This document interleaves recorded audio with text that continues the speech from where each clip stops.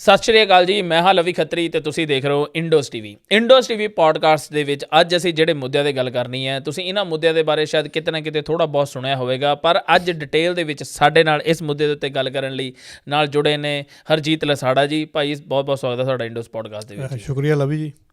ਅੱਜ ਆਪਾਂ ਗੱਲ ਕਰਾਂਗੇ ਪੰਜਾਬ ਤੋਂ। ਪੰਜਾਬ ਦੀ ਜੋ ਆਪਾਂ ਸਭ ਤੋਂ ਵੱਧ ਜੋ ਜਿਸ ਚੀਜ਼ ਲਈ ਉਹ ਫੇਮਸ ਹੈ, ਜ਼ਮੀਨ, ਖੇਤੀਬਾੜੀ ਦੇ ਲਈ। ਅਤੇ ਅੱਜ ਜ਼ਮੀਨ ਦੇ ਨਾਲ ਹੀ ਮੇਰਾ ਤੁਹਾਡੇ ਨਾਲ ਸਭ ਤੋਂ ਪਹਿਲਾ ਸਵਾਲ ਹੈ, ਜੋ ਕਿ ਲੈਂਡ ਪੂਲਿੰਗ ਜੋ ਹੋ ਰਹੀ ਹੈ ਇਸ ਵਕਤ, ਕਿ ਵੀ ਕਿਸਾਨਾਂ ਦੀ ਜ਼ਮੀਨ ਖਰੀਦੀ ਜਾ ਰਹੀ ਹੈ, ਉਹਨੂੰ ਬੋਲਿਆ ਜਾ ਰਿਹਾ ਕਿ ਅਸੀਂ ਇਹਦੇ ਉੱਤੇ ਬਹੁਤ ਵਧੀਆ ਘਰ ਪਾਵਾਂਗੇ। ਨਾਲ ਇੱਦਾਂ ਦੀ ਵੈਸੇ ਭਾਜੀ ਸਵਾਲ ਦੇ ਨਾਲ ਨਾਲ ਇੱਕ ਇੱਦਾਂ ਦੀ ਚੀਜ਼ ਲੱਗਦੀ ਕਿ ਵੀ ਇਹ ਜਿਹੜੀਆਂ ਗੱਲਾਂ, ਚਾਹੇ ਮੈਂ ਬੋਲ ਵੀ ਰਿਹਾ ਜਾਂ ਸੁਣਦੇ ਵੀ ਹਾਂ, ਸਾਨੂੰ ਐਂ ਲੱਗਦਾ ਕਿਸੇ ਫਿਲਮੀ ਗੱਲਾਂ ਨੇ। ਇਹ ਫਿਲਮਾਂ ਦੇ ਵਿੱਚ ਇੱਦਾਂ ਦੇ ਵਿਸ਼ੇ ਦੇ ਉੱਤੇ, ਟੌਪਿਕ ਦੇ ਉੱਤੇ ਗੱਲ ਕੀਤੀ ਜਾਂਦੀ ਸੀ ਕਿ ਜ਼ਮੀਨ ਨੂੰ ਅਕਵਾਇਰ ਕੀਤਾ ਜਾ ਰਿਹਾ ਗੌਰਮੈਂਟ ਵੱਲੋਂ, ਅਤੇ ਇੱਕ ਕਿਸਾਨ ਲੜ ਰਹੇ ਹੈ ਕਿ ਵੀ ਨਹੀਂ ਕਰਨ ਦੇਣਾ, ਅਤੇ ਵਿੱਚ ਕਿੰਨੀ ਜ਼ਿਆਦਾ ਪੋਲੀਟਿਕਸ ਚੱਲ ਰਹੀ ਹੁੰਦੀ ਹੈ ਉਸ ਟਾਈਮ ਦੇ ਵਿੱਚ। ਤਾਂ ਇਸ ਵਕਤ ਦਾ ਜੋ ਸਿਚੁਏਸ਼ਨ ਵੀ ਕੁਛ ਫਿਲਮੀ ਜੀ ਬਣੀ ਹੋਈ ਹੈ ਕਿ ਵੀ ਕੁਝ ਕਹਿੰਦੇ ਕਿ ਕਿਸਾਨ ਖੁਸ਼ ਹੈ, ਗੌਰਮੈਂਟ ਕਹਿੰਦੀ ਕਿਸਾਨ ਬਹੁਤ ਖੁਸ਼ ਨੇ, ਅਤੇ ਇੱਥੇ ਸਰਕਾਰਾਂ ਜਿਹੜੀਆਂ ਨਾਲ ਓਪੋਜੀਸ਼ਨ ਪਾਰਟੀਆਂ ਨੇ ਉਹ ਕਹਿੰਦੀਆਂ ਕਿਸਾਨਾਂ ਦੇ ਉੱਤੇ ਜ਼ਬਰਦਸਤੀ ਇਹ ਜ਼ਮੀਨਾਂ ਐਕਵਾਇਰ ਕੀਤੀਆਂ ਜਾ ਰਹੀਆਂ ਨੇ ਤਾਂ ਕਿ ਇੱਥੇ ਘਰ ਬਿਜ਼ਨਸਮੈਨਾਂ ਨੂੰ ਖੁਸ਼ ਕੀਤਾ ਜਾਵੇ। ਅਤੇ ਤੁਹਾਡਾ ਇਸ ਦੇ ਪ੍ਰਤੀ ਕੀ ਮਤਲਬ ਸੋਚ ਹੈ, ਤੁਹਾਡੀ ਕੀ ਸੋਚ ਹੈ ਇਸ ਦੇ ਬਾਰੇ? ਜੀ ਲਵੀ, ਸਭ ਤੋਂ ਪਹਿਲਾਂ ਧੰਨਵਾਦ। ਸਾਡੇ ਇੰਡੋਸ ਟੀਵੀ ਦੇ ਨਾਲ ਜਿਹੜੇ ਪੋਡਕਾਸਟ ਨਾਲ ਜੁੜੇ ਨੇ ਉਹਨਾਂ ਦਾ ਵੀ ਸ਼ੁਕਰੀਆ। ਇਸ ਵੇਲੇ ਪੰਜਾਬ ਦੇ ਵਿੱਚ ਦੋ ਹੈਗੇ ਨੇ ਮੁੱਦੇ ਜਿਹੜੇ ਕਾਫੀ ਚਰਚਾ ਦੇ ਵਿੱਚ ਹੈ। ਪਹਿਲਾਂ ਤਾਂ ਤੁਸੀਂ ਲੈਂਡ ਪੂਲਿੰਗ ਦਾ ਚੱਕ ਲਿਆ ਆ। ਸੋ ਲੈਂਡ ਪੂਲਿੰਗ ਦਾ ਮਤਲਬ ਕਿ ਸਰਕਾਰ ਜ਼ਮੀਨ ਅਕਵਾਇਰ ਕਰ ਰਹੀ ਆ, ਉਹ ਵੀ ਵਾਹੀਯੋਗ ਜ਼ਮੀਨ। ਅਤੇ ਅੱਛਾ ਜੀ, ਯਕੀਨਨ ਫਿਰ ਜੇ ਵਾਹੀਯੋਗ ਜ਼ਮੀਨ ਹੈ ਤਾਂ ਫਿਰ ਸਰਕਾਰ ਆਪਣੇ ਕਿਸਾਨਾਂ ਦੀ ਜ਼ਮੀਨ ਆ। ਅਤੇ ਉਹਦਾ ਥੋੜ੍ਹਾ ਨਹੀਂ ਹੁਣ ਜ਼ਿਆਦਾ ਵਿਵਾਦ ਚੱਲਿਆ ਹੋਇਆ, ਅਤੇ ਇੱਕ ਥੋੜ੍ਹੀ ਸਿਆਸਤ ਦਾ ਵੀ ਮੁੱਦਾ ਉੱਥੇ ਕਾਫੀ ਭਾਰੂ ਆ, ਉਹਦੀ ਵੀ ਆਪਾਂ ਗੱਲਬਾਤ ਜ਼ਰੂਰ ਕਰਦੇ ਚੱਲਾਂਗੇ। ਦੇਖੋ, ਲੈਂਡ ਪੂਲਿੰਗ ਜੇ ਤਾਂ ਆਪਾਂ ਗੱਲ ਕਰੀਏ ਸਰਕਾਰ ਦੀ, ਸਰਕਾਰ ਤਾਂ ਇਹ ਜਤਾ ਰਹੀ ਆ ਬਈ ਇਹ ਤੁਹਾਡੇ ਫਾਇਦੇ ਦੇ ਵਿੱਚ ਆ ਅਤੇ ਇਹਦੇ ਨਾਲ ਤੁਹਾਨੂੰ ਕੋਈ ਨੁਕਸਾਨ ਨਹੀਂ ਹੋਣਾ ਹੈਗਾ, ਤੁਸੀਂ ਸਾਡੀ ਜ਼ਬਾਨ 'ਤੇ ਵੀ ਯਕੀਨ ਕਰੋ ਅਤੇ ਸਾਡੀ ਸਕੀਮ 'ਤੇ ਵੀ ਯਕੀਨ ਕਰੋ। ਲੇਕਿਨ ਦੂਜੇ ਪਾਸੇ ਇਸ ਨੀਤੀ ਦਾ ਵਿਰੋਧ ਵੀ ਹੋ ਰਿਹਾ ਹੈ। ਹੁਣ ਵੈਸੇ ਤਾਂ ਜੇ ਤਾਂ ਕਿਸਾਨ ਖੁਦ ਸਾਹਮਣੇ ਸਾਨੂੰ ਦਿਸਣ ਕੇ ਵਿਰੋਧ ਕਰ ਰਹੇ ਆ, ਫਿਰ ਤਾਂ ਸਾਨੂੰ ਲੱਗੂਗਾ ਵੀ ਇਹ ਬਿਲਕੁਲ ਹੁਣ ਆਮੋ ਸਾਹਮਣੇ ਹੋ ਗਏ ਆ।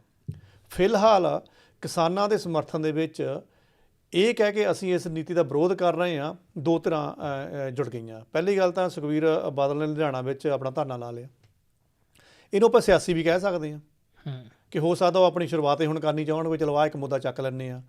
ਲੇਕਿਨ ਜੋ ਵੀ ਹੈਗਾ ਆ, ਇੱਕ ਤਰੀਕੇ ਨਾਲ ਧਰਨਾ ਲਾ ਕੇ ਬੈਠ ਤਾਂ ਗਏ, ਕਿਸਾਨਾਂ ਦੇ ਹੱਕ ਦੇ ਵਿੱਚ ਬੈਠ ਗਏ। ਹੋ ਸਕਦਾ ਇਹਦਾ ਕੋਈ ਇਹਨਾਂ ਨੂੰ ਸਿਆਸੀ ਲਾਹਾ ਵਿੱਚ ਮਿਲ ਜਾਵੇ। ਦੂਸਰਾ, ਹੁਣ SKM ਸੰਯੁਕਤ ਕਿਸਾਨ ਮੋਰਚਾ ਵੀ ਇਸ ਵਿਰੋਧ ਦੇ ਵਿੱਚ ਆ ਗਿਆ, ਕਹਿੰਦੇ ਵੀ ਅਸੀਂ ਲੈਂਡ ਪੂਲਿੰਗ ਦੇ ਹੱਕ ਦੇ ਵਿੱਚ ਨਹੀਂ ਹੈਗੇ ਅਤੇ ਅਸੀਂ ਸਰਕਾਰ ਦੇ ਇਸ ਨੀਤੀ ਦੇ ਵਿਰੁੱਧ ਧਰਨਾ ਦੇ ਵਿੱਚ ਸ਼ਾਮਲ ਹੋਵਾਂਗੇ। ਲਓ, ਹੁਣ ਆਪਾਂ ਇਹਦੇ ਤੇ ਨਾ ਤਰਤੀਬ ਦੇ ਨਾਲ ਚੱਲਦੇ ਹਾਂ ਕਿ ਇਹਦੇ ਵਿੱਚ ਅਸਲ 'ਚ ਹੈ ਕੀ ਆ। ਪਹਿਲੀ ਗੱਲ ਤਾਂ ਜੇ ਆਪਾਂ ਮਨੀਸ਼ ਸਿਸੋਦੀਆ ਅਤੇ ਸਤਿੰਦਰ ਜੈਨ ਦੀ ਨਾਂ ਤੋਂ ਆਪਾਂ ਸ਼ੁਰੂਆਤ ਕਰਦੇ ਹਾਂ।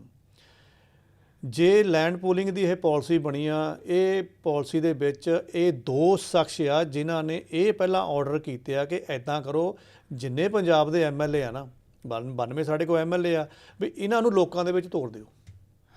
ਇਹ MLA ਜਾ ਕੇ ਲੋਕਾਂ ਨੂੰ ਇਹ ਦੱਸਣ ਕਿ ਇਹ ਪਾਲਿਸੀ ਬਿਲਕੁਲ ਸਹੀ ਆ ਅਤੇ ਤੁਸੀਂ ਇਹਨੂੰ ਤਸਦੀਕ ਕਰੋ ਅਤੇ ਅਸੀਂ ਤੁਹਾਡੀ ਲੈਂਡ ਐਕਵਾਇਰ ਕਰਾਂਗੇ ਅਤੇ ਉਹਦੇ ਬੱਟੇ ਤੁਹਾਨੂੰ ਫਿਰ ਅਸੀਂ ਪੈਸੇ ਵੀ ਜੋ ਵੀ ਹੈਗੇ ਬਣਦੇ ਦੇਵਾਂਗੇ। ਹੁਣ ਇੱਥੇ ਸਭ ਤੋਂ ਪਹਿਲਾਂ ਆਪਾ ਵਿਰੋਧ ਤਾਂ ਇਹਨਾਂ ਨੂੰ, ਆਮ ਆਦਮੀ ਪਾਰਟੀ ਨੂੰ ਆਪਣੇ ਵਿੱਚ ਹੀ ਹੋ ਗਿਆ ਆ। MLA ਨੇ ਸਿੱਧਾ ਵਿਰੋਧ ਤਾਂ ਕਰ ਨਹੀਂ ਸਕਦੇ, ਕਿਉਂਕਿ ਉਹਨੇ ਵੀ ਆ ਕਿ ਜੇ ਸਿੱਧਾ ਵਿਰੋਧ ਕਰੂਗੇ ਤਾਂ ਹੋ ਸਕਦਾ ਉਹਨਾਂ ਦੇ ਕੰਡੀਸ਼ਨਾਂ ਲਾ ਜਾਣਗੇ, ਭਾਈ 27 ਵੀ ਤਾਂ ਮੂਹਰੇ ਨੇੜੇ ਹੀ ਆ, ਆਹ ਕੰਮ ਨਹੀਂ ਕਰੂੰਗੇ ਤਾਂ ਫਿਰ ਤੁਹਾਡੀ ਟਿਕਟ ਖਟਾਈ ਦੇ ਵਿੱਚ ਆ। ਸੋ ਸਿੱਧੇ ਵਿਰੋਧ ਦੇ ਵਿੱਚ ਤਾਂ ਨਹੀਂ ਆਏ, ਲੇਕਿਨ ਇੱਕ ਅਸੀਂ ਪੱਤਰਕਾਰਾਂ ਦੇ ਹਿਸਾਬ ਦੇ ਨਾਲ ਦੇਖਦੇ ਹਾਂ ਜਾਂ ਸਾਡੀ ਗੱਲਬਾਤ ਉਹਨਾਂ ਨਾਲ ਹੁੰਦੀ ਹੈ, ਨਾਮ ਤਾਂ ਨਹੀਂ ਨਸ਼ਰ ਆਪਾਂ ਕਰ ਸਕਦੇ। ਇਹ ਮਹਿਸੂਸ ਵੀ ਹੁੰਦਾ ਆ ਔਰ ਦੇਖਣ ਸੁਣਨ ਨੂੰ ਵੀ ਮਿਲਦਾ ਹੈ ਕਿ ਉਹਨਾਂ ਨੇ ਅੰਦਰੋਂ ਖਾਤੀ ਹਾਈ ਕਮਾਂਡ ਨੂੰ, ਜਾਣੀ ਕਿ ਸਿਸੋਦੀਆ ਅਤੇ ਸਤਿੰਦਰ ਜੈਨ ਤੱਕ ਇਹ ਸੁਨੇਹਾ ਪਹੁੰਚਾਉਣ ਦੀ ਕੋਸ਼ਿਸ਼ ਕੀਤੀ ਆ ਵੀ ਸਾਨੂੰ ਇਹਦੇ ਬਾਰੇ ਕੀ ਨੌਲੇਜ ਆ। ਨਾ ਤਾਂ ਤੁਸੀਂ ਸਾਨੂੰ ਇਹਦੇ ਬਾਰੇ ਪ੍ਰੋਪਰ ਦੱਸਿਆ, ਅਤੇ ਕੁਛ ਇਹਦੇ ਵਿਰੋਧ ਦੇ ਵਿੱਚ ਜਿਹੜੇ ਸਵਾਲ ਉੱਠ ਰਹੇ ਆ ਉਹਨਾਂ ਦੇ ਤਾਂ ਜਵਾਬ ਤੁਸੀਂ ਵੀ ਨਹੀਂ ਦੇ ਰਹੇ ਹੈਗੇ, ਅਤੇ ਤੁਸੀਂ ਸਾਨੂੰ ਕਹਿੰਦੇ ਵੀ ਲੋਕਾਂ ਦੇ ਵਿੱਚ ਸਿੱਧੇ ਜਾਓ। ਇੱਕ CM ਅਗਰ ਲੋਕਾਂ ਦੇ ਵਿੱਚ ਸਿੱਧਾ ਜਾਊਗਾ ਤਾਂ ਉਹਦੇ ਨਾਲ 20 ਗੱਡੀਆਂ ਦਾ ਕਾਫਲਾ ਹੁੰਦਾ ਜਾਂ ਸਿਕਿਉਰਿਟੀ ਵਗੈਰਾ ਹੁੰਦੀ ਆ, ਉਹ ਤਾਂ ਲੋਕਾਂ ਦਾ ਗੁੱਸਾ ਝੱਲ ਲਊ। ਹੁਣ ਇੱਕ MLA ਆਪਣੇ 2 ਗਨਮੈਨ ਲੈ ਕੇ 4 ਬੰਦਿਆਂ ਦੇ ਮੁੱਢ ਵੀ ਜਾ ਕੇ ਬੈਠਿਆ ਕਿਸੇ ਪਿੰਡ, ਤਾਂ ਉਹਨਾਂ ਨੇ ਉਹਨੂੰ ਗਲਬਾ ਪਾ ਲੈਣਾ, ਕਿਉਂਕਿ ਉਹਨਾਂ ਦੇ ਕੋਈ ਸਾਰਥਕ ਸਵਾਲ ਹੋ ਸਕਦੇ, ਤੁਸੀਂ ਉੱਠ ਕੇ ਜਾ ਨਹੀਂ ਸਕਦੇ ਹੈਗੇ। ਬਿਲਕੁਲ ਹੀ। ਸੋ ਦੂਸਰਾ ਇੱਕ ਤਾਂ ਹੁਣ ਉਹਨਾਂ ਨੂੰ ਡਰ ਲੱਗਦਾ ਹੈ ਕਿਉਂਕਿ ਛਵੀ ਸਰਕਾਰ ਦੀ ਥੋੜ੍ਹੀ ਜਿਹੀ ਖਰਾਬ ਹੋਈ ਪਈ ਆ, ਉਹ ਜਾਣਾ ਨਹੀਂ ਚਾਹੁੰਦੇ। ਤੇ ਇਹਨਾਂ ਨੇ ਮੰਗ ਕੀਤੀ ਆ ਕਿ ਜਿਹੜੀਆਂ ਇਹ ਪਾਲਿਸੀਜ਼ ਹੁੰਦੀਆਂ ਤਾਂ ਆਫੀਸਰਸ ਨੇ ਗਾਹਾਂ ਬਣਾਉਣੀਆਂ ਹੁੰਦੀਆਂ, ਉਹਨਾਂ ਨੇ ਇਹ ਚੀਜ਼ਾਂ ਨੂੰ ਕਾਨੂੰਨ ਦੇ ਹਿਸਾਬ ਨਾਲ ਦੇਖਿਆ ਹੁੰਦਾ। ਤੁਸੀਂ ਜ਼ਿਆਦਾ ਆਫੀਸਰਸ ਨੂੰ ਭੇਜੋ ਜਾਂ ਫਿਰ ਆਫੀਸਰਸ ਨੂੰ ਸਾਡੇ ਨਾਲ ਭੇਜੋ, ਉਹ ਜਾ ਕੇ ਉੱਥੇ ਐਕਸਪਲੇਨ ਕਰਨ, ਸਾਡੇ ਕੋਲ ਕੱਲ੍ਹ ਐਕਸਪਲੇਨ ਕਰਾਉਣੀ ਆ। ਸੋ ਫਿਲਹਾਲ ਤਾਂ ਸਰਕਾਰ ਨੇ ਕਹਿ ਲਓ ਕਿ ਉੱਪਰੋਂ ਦਬਾਅ ਦੇ ਨਾਲ, ਇਹ ਧੱਕੇ ਦੇ ਨਾਲ ਉਹਨਾਂ ਨੂੰ ਨਿਰਦੇਸ਼ ਦੇ ਦਿੱਤੇ ਕਿ ਜਾਓ ਲੋਕਾਂ ਨੂੰ ਸੈਟਿਸਫਾਈ ਜਾ ਕੇ ਕਰੋ। ਸੋ ਉਹਨਾਂ ਨੂੰ ਜਾਣਾ ਤਾਂ ਹੁਣ ਪੈਣਾ ਹੀ ਆ। ਗਾਂ ਹੁਣ ਆਪਣੇ ਕੀ ਮੂੰਹ ਦੀ ਖਾਂਦੇ ਆ ਜਾਂ ਕਿੱਦਾਂ ਦਾ ਉੱਥੇ ਉਹਨਾਂ ਦਾ ਵਿਵਹਾਰ ਹੁੰਦਾ, ਉਹ ਤਾਂ ਲੋਕਾਂ ਦਾ ਗੁੱਸਾ ਵੈਸੇ ਚਲੋ ਜਿੱਦਾਂ ਦਾ ਵੀ ਹੈਗਾ ਆ। ਹੁਣ ਹੈ ਕੀ ਆ, ਲੈਂਡ ਪੂਲਿੰਗ ਦੀ ਜਿਹੜੀ ਨੀਤੀ ਆ ਉਹਦੇ ਤਹਿਤ ਪੰਜਾਬ ਦੇ ਇਹਨਾਂ ਨੇ 27 ਸ਼ਹਿਰਾਂ ਵਾਸਤੇ 40,000 ਏਕੜ ਵਾਹੀਯੋਗ ਜ਼ਮੀਨ ਅਕਵਾਇਰ ਕਰਨੀ ਆ। ਵਾਹੀਯੋਗ ਮੀਨ ਕਿ ਜਿਹੜੀ ਖੇਤੀ ਵਾਲੀ ਆ। ਅਤੇ ਇਹ ਹੁਣ ਪੰਜਾਬ ਸਰਕਾਰ ਨੇ ਇਹਨੂੰ ਰਿਹਾਇਸ਼ੀ ਖੇਤਰ ਬਣਾਉਣਾ ਆ। ਰਿਹਾਇਸ਼ੀ ਖੇਤਰ ਦਾ ਮਤਲਬ ਕਿ ਇਹਨੂੰ ਇੱਕ ਅਰਬਨ ਸਟੇਟ ਦਾ ਨਾਮ ਦੇ ਦਿੱਤਾ ਆ। ਹੁਣ ਇਹ ਇੱਦਾਂ ਕਿਉਂ ਕਰ ਰਹੇ ਆ? ਉਹ ਕਹਿੰਦੇ ਕਿ ਅਸੀਂ ਪੰਜਾਬ ਦਾ ਸ਼ਹਿਰੀਕਰਨ ਕਰ ਰਹੇ ਹਾਂ ਜਾਂ ਇਹਦੇ ਵਿੱਚ ਅਸੀਂ ਰਿਹਾਇਸ਼ੀ ਵਿਕਾਸ ਕਰ ਰਹੇ ਹਾਂ, ਅਤੇ ਇਹ ਹੁਣ ਤੱਕ ਦਾ ਸਭ ਤੋਂ ਵੱਡਾ ਪ੍ਰੋਜੈਕਟ ਹੈ। ਉਹਨਾਂ ਨੇ ਇੱਕ ਤਰ੍ਹਾਂ ਦਾ ਨਾਂ ਦੇ ਦਿੱਤਾ ਆ। ਸੋ ਕਹਿਣ ਦਾ ਮਤਲਬ ਕਿ 40,000 ਏਕੜ, ਇਹਦੇ ਵਿੱਚ ਸਭ ਤੋਂ ਵੱਧ ਕਰੀਬ ਜਿਹੜੀ 24,000 ਏਕੜ ਜ਼ਮੀਨ ਇਕੱਲੇ ਲੁਧਿਆਣੇ 'ਚੋਂ ਕਰਨੀ ਹੈ। ਸੋ ਸ਼ੁਰੂਆਤ ਲੁਧਿਆਣੇ ਤੋਂ ਹੁਣ ਉਹਨਾਂ ਨੇ ਕੀਤੀ ਹੋਈ ਆ। ਬਾਕੀ ਹੌਲੀ ਹੌਲੀ ਇਹ ਪਟਿਆਲੇ 'ਚ ਵੀ ਜਾਊਗਾ, ਫਿਰ ਇਹਨਾਂ ਨੇ ਬਠਿੰਡੇ ਵੀ ਜਾਣਾ, ਅਤੇ ਬਾਕੀ ਹੋਰ ਜ਼ਿਲ੍ਹਿਆਂ ਦੇ ਵਿੱਚੋਂ ਵੀ ਜ਼ਮੀਨ ਇਹਨਾਂ ਨੇ ਇਸ ਅਰਬਨ ਸਟੇਟ ਦੇ ਲਈ ਅਕਵਾਇਰ ਕਰਨੀ ਆ। ਹੁਣ ਤੱਕ ਦੀ ਜਿਹੜੀ ਮੌਜੂਦਾ ਸਥਿਤੀ ਸੀਗੀ ਉਹਦੇ ਵਿੱਚ ਇਹਨਾਂ ਨੂੰ ਲੱਗਦਾ ਸੀ ਇਹ ਕੰਮ ਇਹ ਹੈਗਾ ਸੌਖਾ, ਵੀ ਦਿੱਲੀ ਵਾਲੇ ਵੀ ਸਾਡੇ ਨਾਲ ਜੁੜੇ ਹੋਏ ਆ, ਅਸੀਂ ਜਿੱਦਾਂ ਨਿਰਦੇਸ਼ ਦੇ ਰਹੇ ਹਾਂ ਵੀ ਸ਼ਾਇਦ ਸਾਨੂੰ ਜਿੰਨਾ ਅਸੀਂ ਪੈਸਾ ਦੇ ਰਹੇ ਹਾਂ ਕਿਸਾਨਾਂ ਨੇ ਮਨ ਜਾਣਾ ਤੇ ਹੋ ਜਾਊਗਾ। ਹੁਣ ਸਵਾਲ ਇਹਦੇ ਵਿੱਚ ਫਿਰ ਕਿਸਾਨਾਂ ਦੇ ਵੀ ਵਾਜਬ ਆਉਂਦੇ ਆ, ਵਿਰੋਧੀ ਧਿਰਾਂ ਦੇ ਵੀ ਵਾਜਬ ਆਉਂਦੇ ਵੀ ਤੁਹਾਨੂੰ ਇੰਨਾ ਲਾਲਚ ਪਿਓ ਕੱਲ੍ਹ ਹੀ ਆ। ਜਦੋਂ ਹੁਣ ਆਪਾ ਵਿਰੋਧ ਉੱਥੇ ਹੋਣਾ ਸ਼ੁਰੂ ਹੋਇਆ ਇਹਨਾਂ ਦੇ MLAs ਦਾ ਹੀ, ਪਲੱਸ ਜੇ ਆਪਾਂ ਜ਼ਮੀਨ 'ਤੇ ਦੇਖੀਏ ਕਿ ਉੱਧਰ ਅਕਾਲੀਆਂ ਨੇ ਵੀ ਧਰਨਾ ਠੋਕ ਦਿੱਤਾ ਅਤੇ ਇੱਧਰ SKM ਨੇ ਵੀ ਕਹਿ ਦਿੱਤਾ ਵੀ ਅਸੀਂ ਤਾਂ ਵੱਡੇ ਪੱਧਰ 'ਤੇ ਕਰਾਂਗੇ। ਹੋ ਸਕਦਾ ਹੁਣ ਆਪਣਾ ਪੁਰਾਣਾ ਜਿਹੜਾ ਉਹਨਾਂ ਨੂੰ ਉਠਾ ਦਿੱਤਾ ਸੀਗਾ ਕਿਸਾਨੀ ਧਰਨੇ ਤੋਂ, ਉਹ ਵੀ ਇਹਦੇ ਵਿੱਚ ਹੁਣ ਆਪਣਾ ਗੁੱਸਾ ਕੱਢਣ ਜਾਂ ਉਹ ਆਪਣਾ ਥੋੜ੍ਹਾ ਜਿਹਾ ਵਜੂਦ ਵੀ ਥੋੜ੍ਹਾ ਨਵਾਂ ਸੋਧਣ। ਹਾਂਜੀ, ਹੁਣ ਇਸ ਵੇਲੇ ਭਗਵੰਤ ਮਾਨ ਸਾਹਿਬ ਨੇ ਮੰਗਲਵਾਰ ਨੂੰ ਜਿਹੜੀ PC ਕੀਤੀ ਆ ਉਹਦੇ ਵਿੱਚ ਉਹਨਾਂ ਨੇ ਕਿਹਾ ਕਿ ਅਸੀਂ ਨਾ ਕੁਝ ਸੋਧਾਂ ਕਰਤੀਆਂ ਆ, ਵੀ ਤੁਸੀਂ ਸਾਡੇ 'ਤੇ ਯਕੀਨ ਕਰੋ। ਸਭ ਤੋਂ ਪਹਿਲਾਂ ਤਾਂ ਆਪਾਂ ਸੋਧਾਂ 'ਤੇ ਜਾਂਦੇ ਹਾਂ। ਪਹਿਲਾਂ ਤਾਂ ਉਹਨਾਂ ਨੇ ਜਿਹੜੇ ਵਿਰੋਧੀ ਧਿਰਾਂ ਸੀਗੀਆਂ ਪੰਜਾਬ ਦੀਆਂ ਉਹਨਾਂ ਦੇ ਉੱਪਰ ਥੋੜ੍ਹਾ ਜਿਹਾ ਹੱਥ ਕੱਸ ਦਿੱਤਾ ਕਿ ਤੁਸੀਂ ਬੇਲੋੜਾ ਅਤੇ ਤਰਕਹੀਣ ਕਹਿੰਦੇ ਇਹਦੇ ਉੱਪਰ ਨਾ ਵਿਰੋਧ ਕਰਦੇ ਪਏ ਆ, ਇਹ ਤੋਂ ਟਲ ਜਾਓ। ਖੈਰ ਇੱਦਾਂ ਤਾਂ ਕੋਈ ਨਹੀਂ ਟਲਦਾ ਹੁੰਦਾ, ਜਿਹੜਾ ਹੁਣ ਧਰਨਾ ਲੱਗ ਗਿਆ ਉਹ ਤਾਂ ਲੱਗ ਗਿਆ। ਬਾਕੀ ਕਹਿੰਦੇ ਵੀ ਅਸੀਂ ਕਿਹੜਾ ਕੋਈ ਕਹਿੰਦਾ ਜਬਰੀ ਲੈਣ ਲੱਗੇ ਆ, ਅਸੀਂ ਯੋਜਨਾ ਦਿੱਤੀ ਆ, ਕਿਸਾਨ ਆਪਣੀ ਮਰਜ਼ੀ ਦੇ ਨਾਲ ਚਾਹੁਣਗੇ ਤਾਂ ਜ਼ਮੀਨ ਦੇ ਦੇਣ, ਨਹੀਂ ਤਾਂ ਨਾ ਦੇਣ।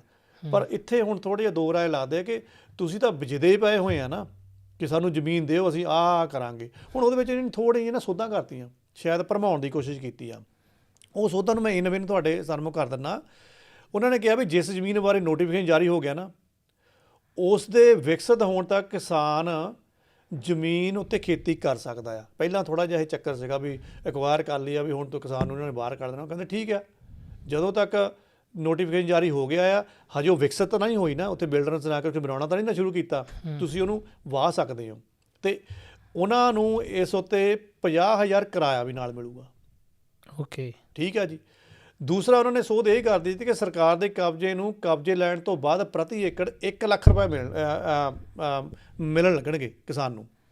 ਅਤੇ ਸਰਕਾਰ ਵੱਲੋਂ ਜ਼ਮੀਨ ਨੂੰ ਵਿਕਸਿਤ ਕਰਨ ਵਿੱਚ ਜੇ ਦੇਰੀ ਹੋ ਗਈ ਆ ਤਾਂ ਪ੍ਰਤੀ ਸਾਲ 10% ਉਹਦੇ ਵਿੱਚ ਵਾਧਾ ਵੀ ਹੋਣਾ ਸ਼ੁਰੂ ਹੋ ਜਾਣਾ।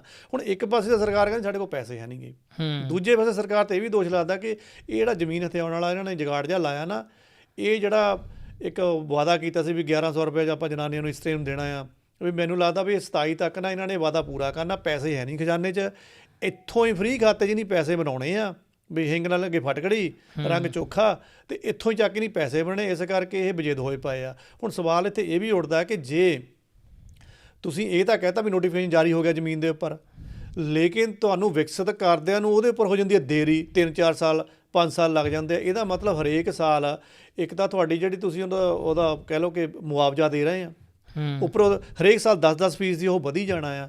ਉਹ ਬਈ ਉਹਦਾ ਹਜ਼ਾਰਾਂ ਕਰੋੜਾਂ ਰੁਪਈਆ ਤੁਹਾਡਾ ਬਣ ਜਾਣਾ। ਉਹ ਫਿਰ ਤੁਸੀਂ ਕਿੱਥੋਂ ਲੈ ਕੇ ਆਉਂਗੇ? ਸਵਾਲ ਤਾਂ ਪੰਜਾਬ ਦੇ ਵਿੱਚ ਕਿਸਾਨ ਇਹ ਵੀ ਕਰ ਰਹੇ ਆ ਵੀ ਤੁਸੀਂ ਸਾਨੂੰ ਵੀ ਛਲਾਵਾ ਹੀ ਦੇ ਰਹੇ ਆ। ਅਤੇ ਅਗਲੀ ਇਹਨਾਂ ਨੇ ਥੋੜ੍ਹੀ ਜਿਹੀ ਇਹਦੇ ਵਿੱਚ ਸੋਧ ਇਹ ਕੀਤੀ ਹੈ ਕਿ ਜ਼ਮੀਨ ਮਾਲਕ ਨੂੰ 1 ਏਕੜ ਪਿੱਛੇ 1000 ਰਿਹਾਇਸ਼ੀ ਪਲਾਟ ਅਤੇ 200 ਗਜ ਦਾ SCO ਮਿਲੇਗਾ। ਠੀਕ ਹੈ ਜੀ। ਜਿਹੜੇ ਲੋਕ ਕਹਿੰਦਾ ਕਮਰਸ਼ੀਅਲ ਨਹੀਂ ਲੈਣਗੇ ਤਾਂ ਉਹਨਾਂ ਨੂੰ ਕਮਰਸ਼ੀਅਲ ਥਾਂ ਤੇ 3 ਗੁਣਾ ਰਿਹਾਇਸ਼ੀ ਰਕਬਾ ਮਿਲੂਗਾ। ਹੋ ਸਕਦਾ ਨਾ ਵੀ ਜਿੱਦਾਂ ਜਿੱਥੇ ਤੁਹਾਡੀ ਜ਼ਮੀਨ ਸੀਗੀ ਤੁਸੀਂ ਉੱਥੇ ਰਹਿੰਦੇ ਵੀ ਸੀਗੇ, ਅਗਲੇ ਕਹਿੰਦੇ ਵੀ ਤੁਹਾਡੀ ਜ਼ਮੀਨ ਅਕਵਾਇਰ ਕਰ ਲਈ ਆ ਭਾਈ, ਹੁਣ ਤੁਸੀਂ ਆਪਣਾ ਜੀਵਨ ਬਸਰ ਕਿੱਥੇ ਕਰਨਾ ਆ, ਉਹਦੇ ਲਈ ਇਹਨਾਂ ਨੇ ਤੁਹਾਨੂੰ ਜ਼ਮੀਨ ਵੀ ਅਸਾਈਨ ਕੀਤੀ ਸੀ ਪਹਿਲਾਂ। ਤੇ ਜੇ ਤੁਸੀਂ ਕਹਿੰਦੇ ਆ ਕਿ ਥੋੜ੍ਹਾ ਉੱਥੇ ਕਾਰੋਬਾਰ ਵੀ ਕਰਨਾ, ਦੁਕਾਨ ਹੱਟੀ ਵਗੈਰਾ ਪਾਉਣੀ ਆ, ਉਹਦੇ ਲਈ ਵੀ ਤੁਹਾਨੂੰ ਦੇਵਾਂਗੇ, ਉਹ ਥੋੜ੍ਹਾ ਜਿਹਾ ਇਹਨਾਂ ਨੇ ਹੋਰ ਵਧਾ ਦਿੱਤਾ ਆ ਏਕੜ ਦੇ ਮਗਰ। ਅਤੇ ਇਹਦੇ ਵਿੱਚ ਫਿਰ ਹੁਣ ਥੋੜ੍ਹੀਆਂ ਸੋਧਾਂ ਕਰਨ ਤੋਂ ਬਾਅਦ ਵੀ ਜੇ ਆਪਾਂ ਇਹ ਕਹੀਏ ਵੀ ਉੱਥੇ ਕਹਿ ਲਓ ਵੀ ਸਾਰੀ ਸਹਿਮਤੀ ਮਿਲ ਗਈ ਆ, ਇਹਦੀ ਹਜੇ ਕੋਈ ਗਰੰਟੀ ਨਹੀਂ ਆਈ ਹੈਗੀ। ਕਿਸਾਨਾਂ ਦੇ ਜਿਹੜੇ ਨਾ 3 ਆਪਾਂ ਖਦਸ਼ੇ ਇਹਦੇ ਵਿੱਚ ਲੈ ਕੇ ਆ ਸਕਦੇ ਹਾਂ। ਫਿਰ ਆਪਾਂ ਓਵਰਆਲ ਗੱਲ ਕਰਾਂਗੇ ਕਿ ਅਸਲ ਦੇ ਵਿੱਚ ਕਹਾਣੀ ਬੈਠੀ ਕਿੱਥੇ ਆ, ਸਰਕਾਰ ਕਿਹੜੀ ਗੇਮ ਖੇਡਦੀ ਪਈ ਆ, ਕੋਈ ਧਰਨਾ ਲਾ ਕੇ ਬੈਠਾ ਉਹ ਕਿਹੜੀ ਗੇਮ ਖੇਡਦਾ ਪਿਆ, ਅਤੇ ਜੇ ਕਿਸਾਨ ਆਪਣਾ ਦੁੱਖ ਰੋ ਰਿਹਾ ਆ ਤਾਂ ਉਹਨਾਂ ਦੇ ਅਸਲ ਕਾਰਨ ਕੀ ਹੋ ਸਕਦੇ ਆ। ਕਿਸਾਨਾਂ ਦੇ ਜਿਹੜੇ ਖਦਸ਼ੇ ਆ ਉਹ ਤਾਂ ਸਿੰਪਲ ਇਹ ਆ ਕਿ ਪਹਿਲੀ ਗੱਲ ਤਾਂ ਕਿਸਾਨਾਂ ਨੂੰ ਇਹ ਆ ਵੀ ਇਹ ਜਿਹੜਾ ਖੇਤੀ ਬਿੱਲਾਂ ਵਾਲਾ ਕੀੜਾ ਇਹਨੇ ਚਲਾਇਆ ਹੋਇਆ ਸੀ ਵੀ ਘੁੰਮ ਘੁਮਾ ਕੇ ਇੱਕ ਨਵੀਂ ਟੈਕਨੀਕ ਦੇ ਨਾਲ ਸਾਡੇ ਸਿਰ ਪਾਇਆ, ਇਹਨੇ ਸਾਨੂੰ ਬੇਜ਼ਮੀਨੇ ਕਰਨਾ ਹੀ ਕਰਨਾ ਆ। ਹੁਣ ਖੇਤੀਬਾੜੀ ਇੱਕ ਆਮਦਨ ਦਾ ਇਕਲੌਤਾ ਸਾਧਨ ਹੈ ਪੰਜਾਬ ਵਾਲਿਆਂ ਕੋਲ ਜਿਹੜੇ ਖੇਤੀਬਾੜੀ ਕਰਦੇ, ਜਿਹਨਾਂ ਕੋਲ ਜ਼ਮੀਨ ਹੈ ਨਹੀਂ ਗੀ, ਠੀਕ ਹੈ, ਇੱਕ ਵਾਰ ਤੁਹਾਨੂੰ ਚੰਗੇ ਪੈਸੇ ਦੇ ਦਿੱਤੇ ਆ, ਉਹ ਪੈਸੇ ਹੁਣ ਪਏ ਤਾਂ ਵਧਣੇ ਨਹੀਂ ਹੈਗੇ। ਹੋ ਸਕਦਾ ਵੀ ਤੁਸੀਂ ਬੇਜ਼ਮੀਨੇ ਹੋ ਗਏ ਤਾਂ ਫਿਰ ਇਹ ਤੁਹਾਡੇ ਲਈ ਜ਼ਿਆਦਾ ਅੱਗੇ ਘਾਤਕ ਵੀ ਹੋ ਸਕਦਾ। ਇਹ ਤਾਂ ਥੋੜ੍ਹਾ ਜਿਹਾ ਉਹਨਾਂ ਨੂੰ ਖਦਸ਼ਾ ਹੈਗਾ ਆ। ਖਦਸ਼ਾ ਇਸ ਕਰਕੇ ਵੀ ਆ ਕਿਉਂਕਿ ਜਿਹੜਾ ਤੁਹਾਡਾ ਆਮਦਨ ਦਾ ਸਾਧਨ ਹੈ ਉਹ ਤਾਂ ਤੁਹਾਡੇ ਤੋਂ ਖੁੱਸ ਗਿਆ ਨਾ, ਅਤੇ ਹੋ ਸਕਦਾ ਫਿਰ ਤੁਸੀਂ ਖੁੱਸਦੇ ਬਿਲਕੁਲ ਗਾਂ ਜਾ ਕੇ ਡੈਡ ਵੀ ਹੋ ਜਾਓ।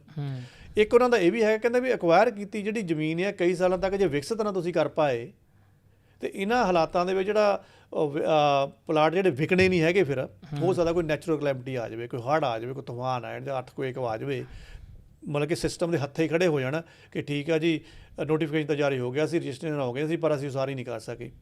ਤੁਸੀਂ ਤਾਂ ਕਹਿਤਾ ਸੀ ਅਸੀਂ ਪੈਸੇ ਦੇਵਾਂਗੇ, ਕੋਈ ਨਵੀਂ ਸਰਕਾਰ ਆ ਜਾਵੇ, ਉਹ ਆਪਾਂ ਝਾੜਦੇ ਪੱਲਾ ਵੀ ਪੁਰਾਣੀ ਸਰਕਾਰ ਨੇ ਕਿਹਾ ਸੀਗਾ ਵੀ ਸਾਡੇ ਤਾਂ ਖਜ਼ਾਨੇ ਪਹਿਲਾਂ ਖਾਲੀ ਕਰਕੇ ਛੱਡੇ, ਅਸੀਂ ਕਿੱਥੋਂ ਪੈਸੇ ਦੇ ਦਈਏ। ਬਿਲਕੁਲ ਫਸ ਗਿਆ ਨਾ ਕਿਸਾਨ ਉੱਥੇ। ਹਾਂਜੀ, ਬਹੁਤ ਨਾ ਕੋਈ ਜ਼ਮੀਨ ਆ, ਨਾ ਹੁਣ ਉਹ ਖੇਤੀ ਕਰ ਪਾ ਰਿਹਾ ਢੰਗ ਦੇ ਨਾਲ, ਉੱਪਰੋਂ ਉਹਨੂੰ ਪੈਸੇ ਵੀ ਨਹੀਂ ਮਿਲ ਰਹੇ। ਪਰ ਇਹ ਵੀ ਇੱਕ ਖਸਤਾ ਆ ਭਾਈ। ਇਸ ਖਸਤੇ ਦੇ ਵਿੱਚ ਮੈਂ ਇਹ ਬੋਲੂੰਗਾ ਕਿ ਵੀ ਜਿਹੜੀ ਆਹ ਤੁਸੀਂ ਦੱਸੀ ਹੈ ਕਿ ਵੀ ਉਹਨਾਂ ਦੀ ਪ੍ਰੋਬਲਮ ਹੈਗੀ ਆ, ਪਰ ਇਹ ਪ੍ਰੋਬਲਮ ਦੇ ਵਿੱਚ ਇਹ ਨਹੀਂ ਹੈ ਕਿ ਵੀ ਕਿਸਾਨ ਨੂੰ ਪਹਿਲਾਂ ਪੈਸੇ ਮਿਲ ਚੁੱਕੇ ਆ, ਭਾਵੇਂ ਬਾਅਦ ਵਿੱਚ ਉਹ ਘਰ ਨਾ ਵੀ ਬਣਾਉਣ, ਉਹਦਾ ਖੇਤੀ ਕਰੀ ਜਾ ਰਿਹਾ ਆਲਰੇਡੀ।